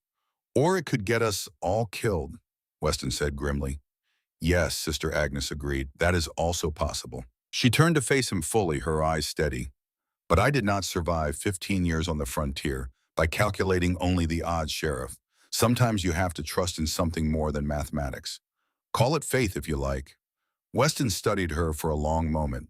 Is that what you call it, faith? Sister Agnes almost smiled. I call it experience. The certainty that I have faced worse odds and survived. That I have protected what matters to me against enemies who underestimated me. And that I will do so again tonight, whatever the cost. She looked up at North Ridge, where somewhere among the trees, Silas Marsh was making his own preparations. They are coming for us, she said quietly. For our homes, for our neighbors, for my daughter. And they will discover, as others have discovered before them, that some prey bites back. Midnight came like a storm that refused to break. Sister Agnes had taken position atop Martha Brennan's general store, the highest vantage point on Main Street. The Spencer carbine lay across her lap, its familiar weight a comfort in the darkness. Beside her, Martha herself kept watch over the eastern approach, her shotgun gripped in hands more accustomed to weighing flour and measuring ribbon. Through her brass telescope, Sister Agnes scanned the northern ridge, reading the landscape with eyes trained by decades of hunting.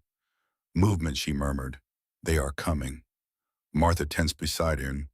How many still counting? But they are splitting up. 3 groups, just as I expected. The campfires on the ridge, which had been visible for hours, were being extinguished one by one. A classic night assault tactic. Remove the light sources, let your eyes adjust, then move in darkness. From the street below, Weston's voice carried up softly. Sister Agnes, anything. They are moving, she replied, folding the telescope with a soft click. 3 groups, 1 from the north, 2 circling east and west. Get everyone in position. Then she saw something else. Movement to the south, a flicker of torchlight where there should have been none. Wait, she said sharply. Look there. To the south, Martha squinted into the darkness. Torches. More of them. He brought more men than we thought, Sister Agnes said quietly. They are trying to surround us. The realization settled over her like cold water. Marsh had kept his main force visible on the ridge as a decoy while slipping a second group around behind the town. A classic pincer movement designed to catch defenders between 2 advancing forces and crush them. "We need to alert the others," Martha said, already moving toward the ladder. Sister Agnes caught her arm. "Wait, look at how they are moving. The southern group is smaller. 5 riders, maybe 6. They are a diversion meant to draw our attention while the main force hits from the north. So what do we do?" Sister Agnes's mind raced through options. Silver Creek had prepared for a northern assault. Most of the firing positions and barricades faced that direction. Shifting everything now would create chaos and leave gaps the enemy could exploit. Instead of reacting to Marsh's plan, she would turn it against him. "Go to the church," she told Martha. "Tell Samuel Whitfield and Henry Blackwood to take half their men and cover the southern approach. Quiet and fast. The rest stay locked on the north. We let the southern group think they have surprised us, then hit them with prepared positions. But not until I give the signal." "What signal?" Sister Agnes lifted the Spencer, checking its load one final time. "Trust me, you will know it when you hear it." Martha descended the ladder and disappeared into the darkness. Sister Agnes settled back into the stillness of a hunter awaiting the perfect moment. Her breathing slowed, her heartbeat steadied. Every sense sharpened to a fine edge. The northern force reached the edge of town and stopped. Sister Agnes could see them through the telescope, now rough shapes in the moonlight, spreading out to cover multiple approach routes. At their center rode a thin figure on a dark horse. Silas Marsh directing his assault like a general commanding troops. He raised his hands, signaling his men forward. Sister Agnes raised the Spencer, drew a breath, and fired. Thunder split the night.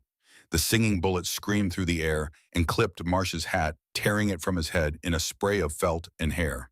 Before the echo died, she had reloaded and fired again. A second round punched into the dirt directly before the lead rider of the western flank, showering him with rock and debris. A third followed almost instantly, knocking a rifle from an eastern rider's hands without touching flesh. 3 shots. 3 directions. Less than 5 seconds. The effect was devastating. Marsh's formation shattered as men dove for cover, discipline evaporating into chaos. The singing bullets seemed to come from everywhere at once, their eerie whistles echoing off buildings and rock faces, making it impossible to pinpoint the shooter's location. "That is far enough," Sister Agnes called out, her voice carrying clear and steady through the night air.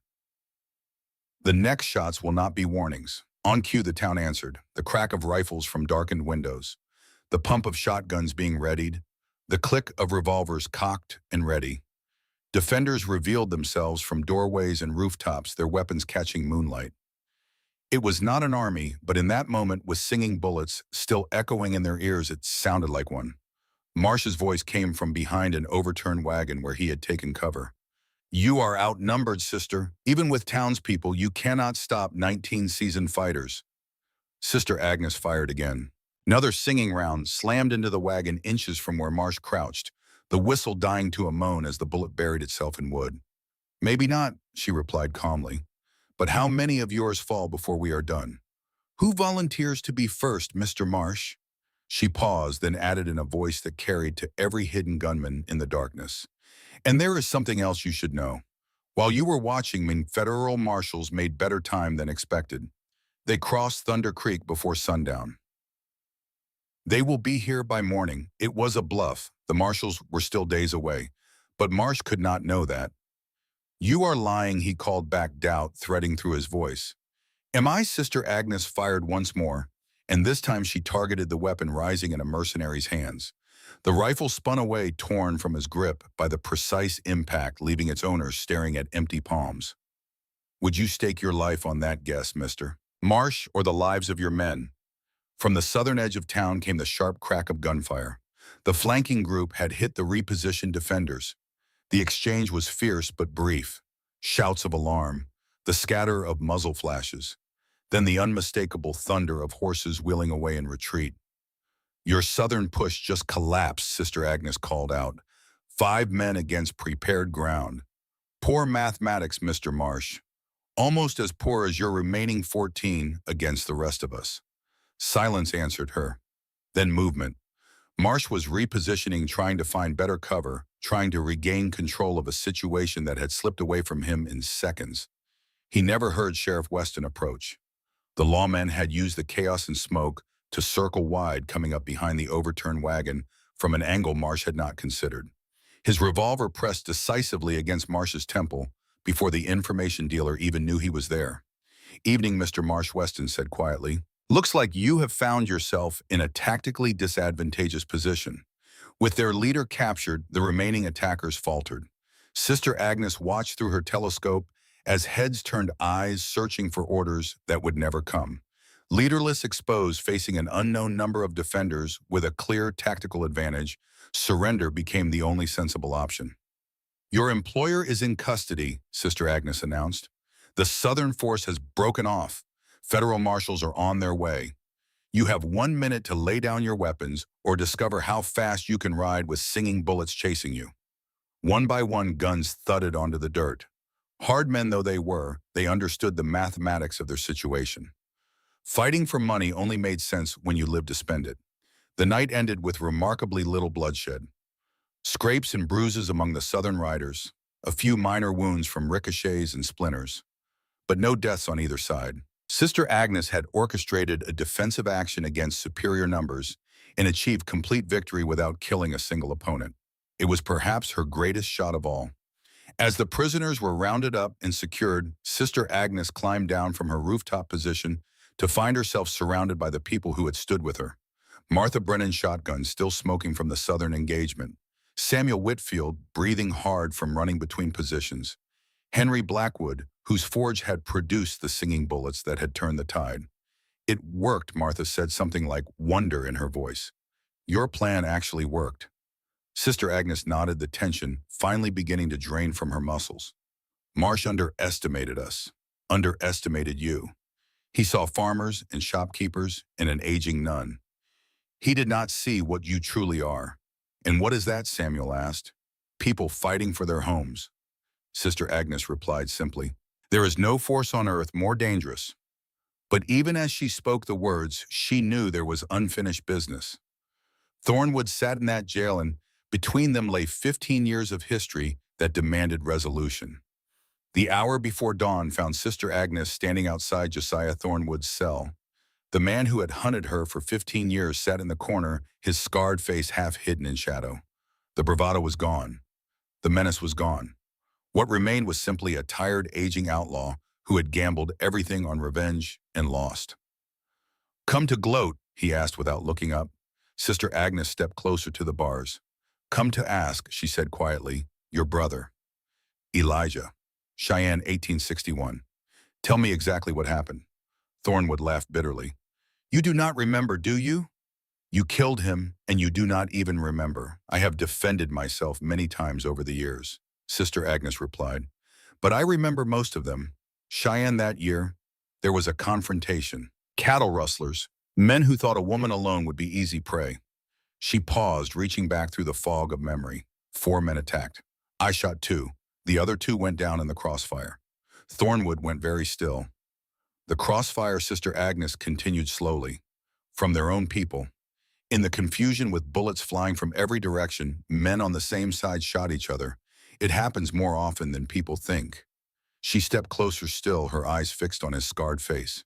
"Your brother was not in my line of fire, Mr. Thornwood. I remember now. He was behind the wagon shooting at me when a bullet caught him. But it did not come from my rifle. It came from one of his own partners. A stray shot in the chaos." The silence that followed was absolute. "You are lying," Thornwood finally said, but his voice had lost all conviction.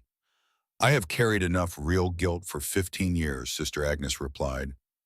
"I do not need to manufacture more. Your brother died, yes, but not by my hand. The man who actually killed him rode away that night, probably never even knowing what he had done. And you have spent 15 years chasing the wrong ghost." Thornwood stared at her, and for the first time Sister Agnes saw something other than hatred in his eyes. She saw doubt. She saw the terrible possibility that everything he had believed, everything he had built his life around, was built on a lie. "My brother did not die by your bullet," he said slowly, as if testing the words. "All these years, I blamed the wrong person. It was not a question. It was the sound of a worldview crumbling." "I am sorry," Sister Agnes said, and meant it. "Not for defending myself, but for your loss, and for the years you wasted hunting someone who did not deserve your hatred." She turned to leave, then paused. "For what it is worth," she added quietly, I understand. Grief does strange things to a person. It twists the mind, distorts memory, creates enemies where none exist. I hope you find some peace, Mr. Thornwood, even if it comes too late to undo the harm you have caused. She walked away without looking back, leaving Josiah Thornwood alone with the ruins of his 15-year crusade. 3 weeks later, federal judge William Harrison arrived in Silver Creek to preside over the trial of Josiah Thornwood, Silas Marsh, and their associates. The proceedings took place in the town church, the only building large enough to accommodate the crowd that had gathered from across the territory. Word had spread about the night battle, about the nun who had turned out to be a legend, about the singing bullets and the impossible defense against overwhelming odds. People came from 50 miles away just to catch a glimpse of Midnight Grace. Sister Agnes sat in the front row, dressed simply in a dark dress rather than her habit. Lily sat beside her and Martha Brennan on her other side. The three women had formed an unlikely bond in the weeks since the battle, united by shared danger and shared triumph. The trial proceeded with the methodical precision of federal justice. Witnesses testified, evidence was presented. The prosecution laid out a damning case of kidnapping, extortion, attempted murder, and assault. But the moment everyone would remember came when Josiah Thornwood was called to testify. The scarred outlaw stood before the court. His wrists shackled, his eyes finding Sister Agnes in the crowd. "I want to make a statement," he said, his voice carrying clearly through the hushed church. Judge Harrison nodded permission. Thornwood drew a deep breath. "For 15 years, I blamed the woman sitting in this courtroom for my brother's death. I built my life around that hatred. I tracked her across 6 territories. I planned and plotted and waited for the chance to make her pay." He paused, swallowing hard. "I was wrong." A murmur rippled through the crowd. "My brother Elijah died in Cheyenne in 1861. That much is true. But he did not die by Midnight Grace's bullet. He died in the crossfire shot by one of his own partners in the confusion of a failed robbery." Thornwood's voice broke slightly. "I have spent 15 years hating the wrong person, hunting the wrong ghost. And because of that hatred, I kidnapped an innocent girl, terrorized a peaceful town, brought hired killers to threaten people who had done me no harm." He turned to face Sister Agnes directly.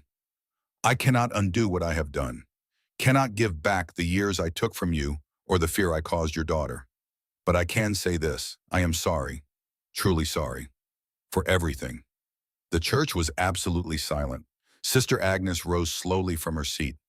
Every eye in the room followed her as she walked to stand before the man who had hunted her for so long. "I accept your apology," she said quietly, "not because you deserve forgiveness, but because carrying hatred is a burden I choose not to bear. I hope you use whatever years remain to you more wisely than you used the last 15. She returned to her seat without another word. Judge Harrison cleared his throat, visibly moved despite his professional demeanor. The verdicts, when they came, were severe but fair. Thornwood received 15 years of hard labor. Silas Marsh, who had organized the armed assault on the town, received 20. The others received sentences proportional to their involvement. As the prisoners were led away, Sister Agnes felt something she had not expected to feel. Relief. Not because her enemies were punished, but because the weight of 15 years of being hunted had finally lifted from her shoulders. It was over. Truly over. Or rather, something was ending, and something new was about to begin. The town council meeting took place the following morning in the Silver Creek Town Hall that had witnessed so many mundane decisions about water rights and fence lines. But nothing about this meeting would be mundane. Mayor Howard Collins sat at the head of the long table flanked by Reverend James Aldridge and 3 businessmen who made up the town's informal power structure. Sheriff Weston stood against the wall, his badge catching the morning light. Sister Agnes entered, accompanied by nearly a dozen people, the same neighbors who had fought beside her on that terrible night. Their presence was a statement, a declaration of solidarity that required no words. Sister Agnes, Mayor Collins began clearing his throat nervously. "Thank you for coming. Recent events have revealed aspects of your past that were previously unknown to this community. We have questions. If you mean my history as Midnight Grace," Sister Agnes replied calmly, "then yes. I was once known across the territories for shooting exhibitions and hunting. I did not lie about this. I simply chose not to announce it when I settled here. Reverend Aldridge leaned forward, his white hair catching the light from the window. The concern is not that you possessed remarkable abilities, he said carefully. It is that you concealed them for 7 years. Some might see that as an attempt to deceive those who welcomed you. Before Sister Agnes could respond, Lily stepped forward. My guardian hid who she was because people like you made her feel she had to. The girl said, her voice steady and clear despite the distinguished audience. She feared exactly this, being judged for her skills instead of her character. For 7 years, she has been honest, hardworking, and kind to everyone in this town. The only thing she kept private was the very thing that saved us all. The room fell silent. Reverend Aldridge nodded slowly. The young lady speaks wisely. Actions reveal character more truly than words or histories. And Sister Agnes's actions have demonstrated her character consistently since the day she arrived. There is another consideration one of the businessmen added. The pass through the mountains. It will become crucial when the railroad arrives next year. Do we really want to drive away the one person who controls that strategic position? Sister Agnes's expression hardened slightly. My land is not for sale. Regardless of what this council decides about me, Mayor Collins raised both hands in a placating gesture. No one is suggesting that. On the contrary, recent events have made something very clear to us. Sheriff Weston stepped forward, producing a folded telegram.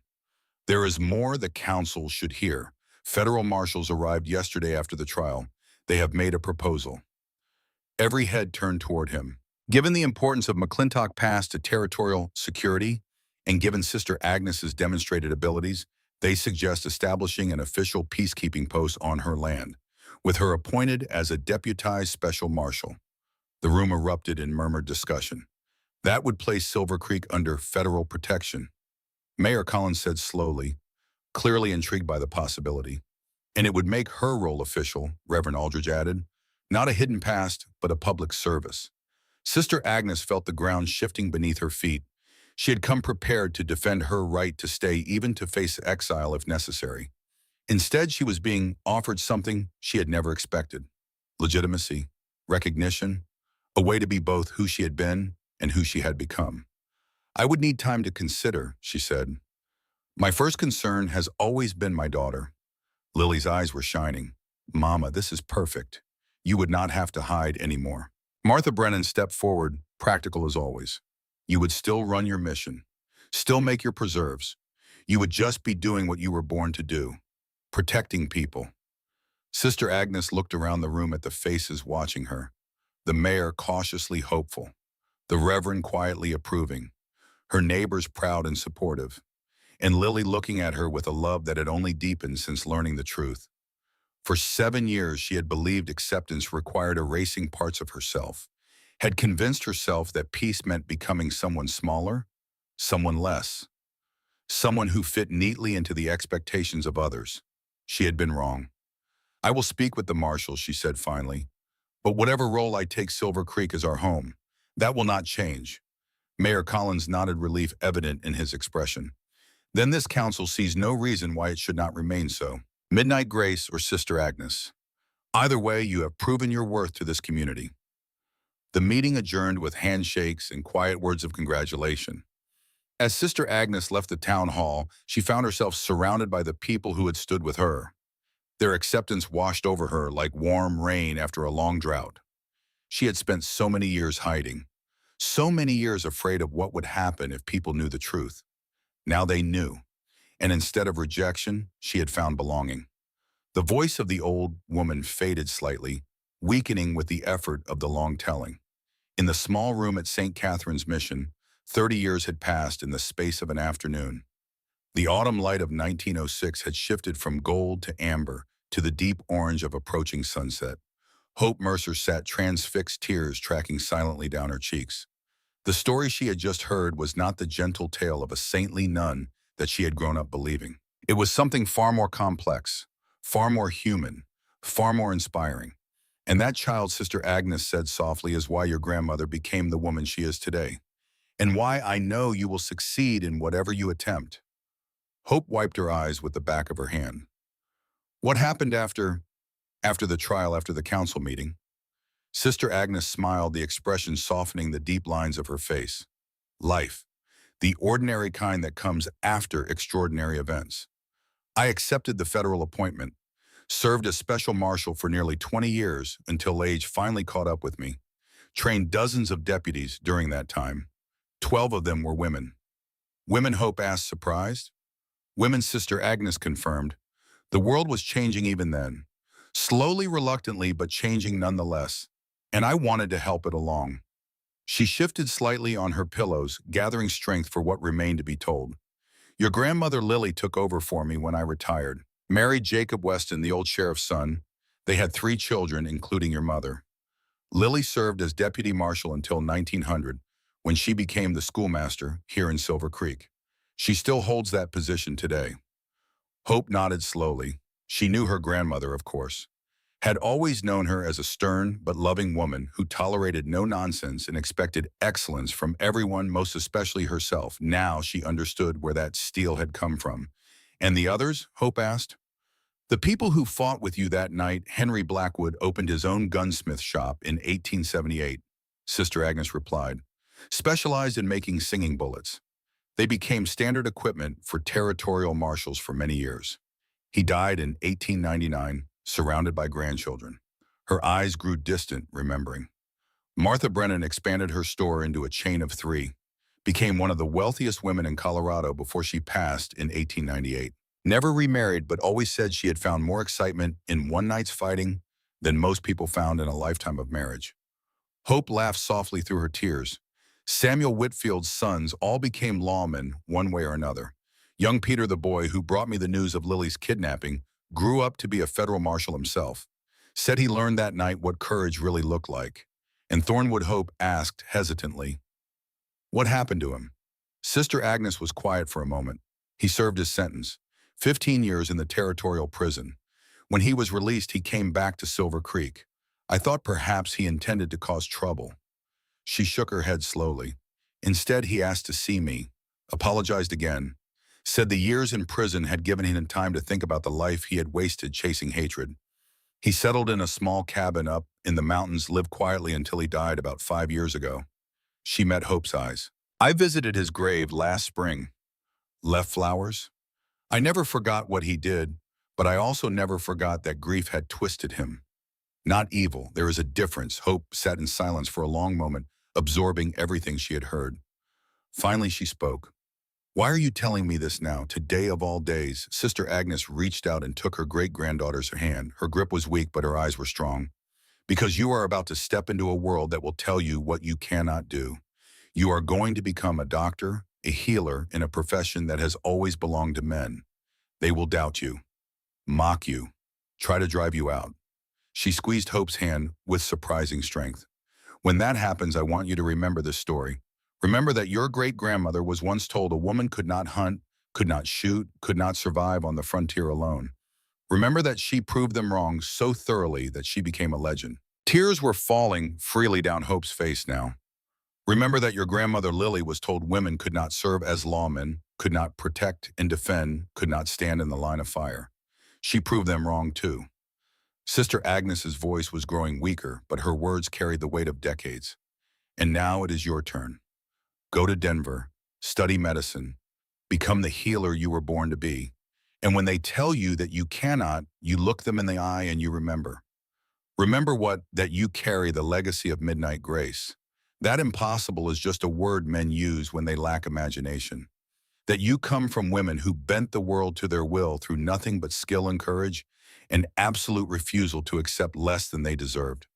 Hope leaned forward and pressed her forehead against her great-grandmother's weathered hand. I will not disappoint you, she whispered. I know you will not. Sister Agnes replied, I have never doubted that for a moment. The sunset light was fading now, painting the room in shades of purple and deep gold. Sister Agnes's eyes were growing heavy, her breathing slow and even. You should go, child, she said softly. Your train will not wait. Hope did not want to leave, did not want this moment to end. But she understood with the wisdom that comes from loving someone who is nearing the end of their journey that some goodbyes cannot be postponed. She leaned down and kissed her great-grandmother's forehead. I love you, she whispered. Thank you for telling me, for everything. Sister Agnes smiled, her eyes already drifting closed. Go, she murmured. Change the world. And when you do, remember where you came from. Hope stood slowly, her heart full to breaking. She walked to the door and paused for one final look back. Sister Agnes Hartwell lay peaceful in the fading light, a small smile on her weathered face. The legendary Midnight Grace who had hunted buffalo blindfolded and defended towns against armies and never missed a shot that mattered. The devoted nun who had taught children to read and made the finest preserves in 6 counties. The loving guardian who had raised a daughter and helped raise a granddaughter, and now, in her final hours, had passed on a legacy that would carry forward through generations yet to come. The legend had not ended. It had merely changed form. Hope stepped through the door and closed it softly behind her, carrying with her a story that would sustain her through all the challenges to come. A story of courage and reinvention, of skills hidden and skills revealed, of enemies who became cautionary tales and friends who became family. A story of what was possible when a woman refused to accept the limits others placed upon her.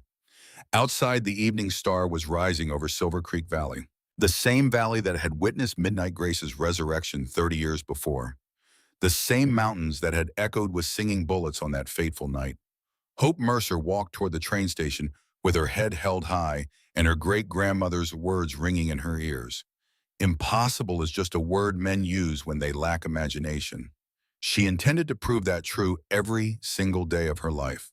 Behind her in the small room at St. Catherine's Mission, Sister Agnes Hartwell drew her last breath as the first stars appeared in the darkening sky. She passed peacefully, surrounded by the love of 3 generations, her life's work complete. The blindfold was found later tucked beneath her pillow, a small scrap of black silk that had once made her famous across 6 territories. That had symbolized everything she was capable of becoming. They buried it with her beneath a simple stone that read, Grace Eleanor Hartwell, 1833 to 1906 midnight. Grace, beloved guardian she saw without sight and never missed, and the legend lived on.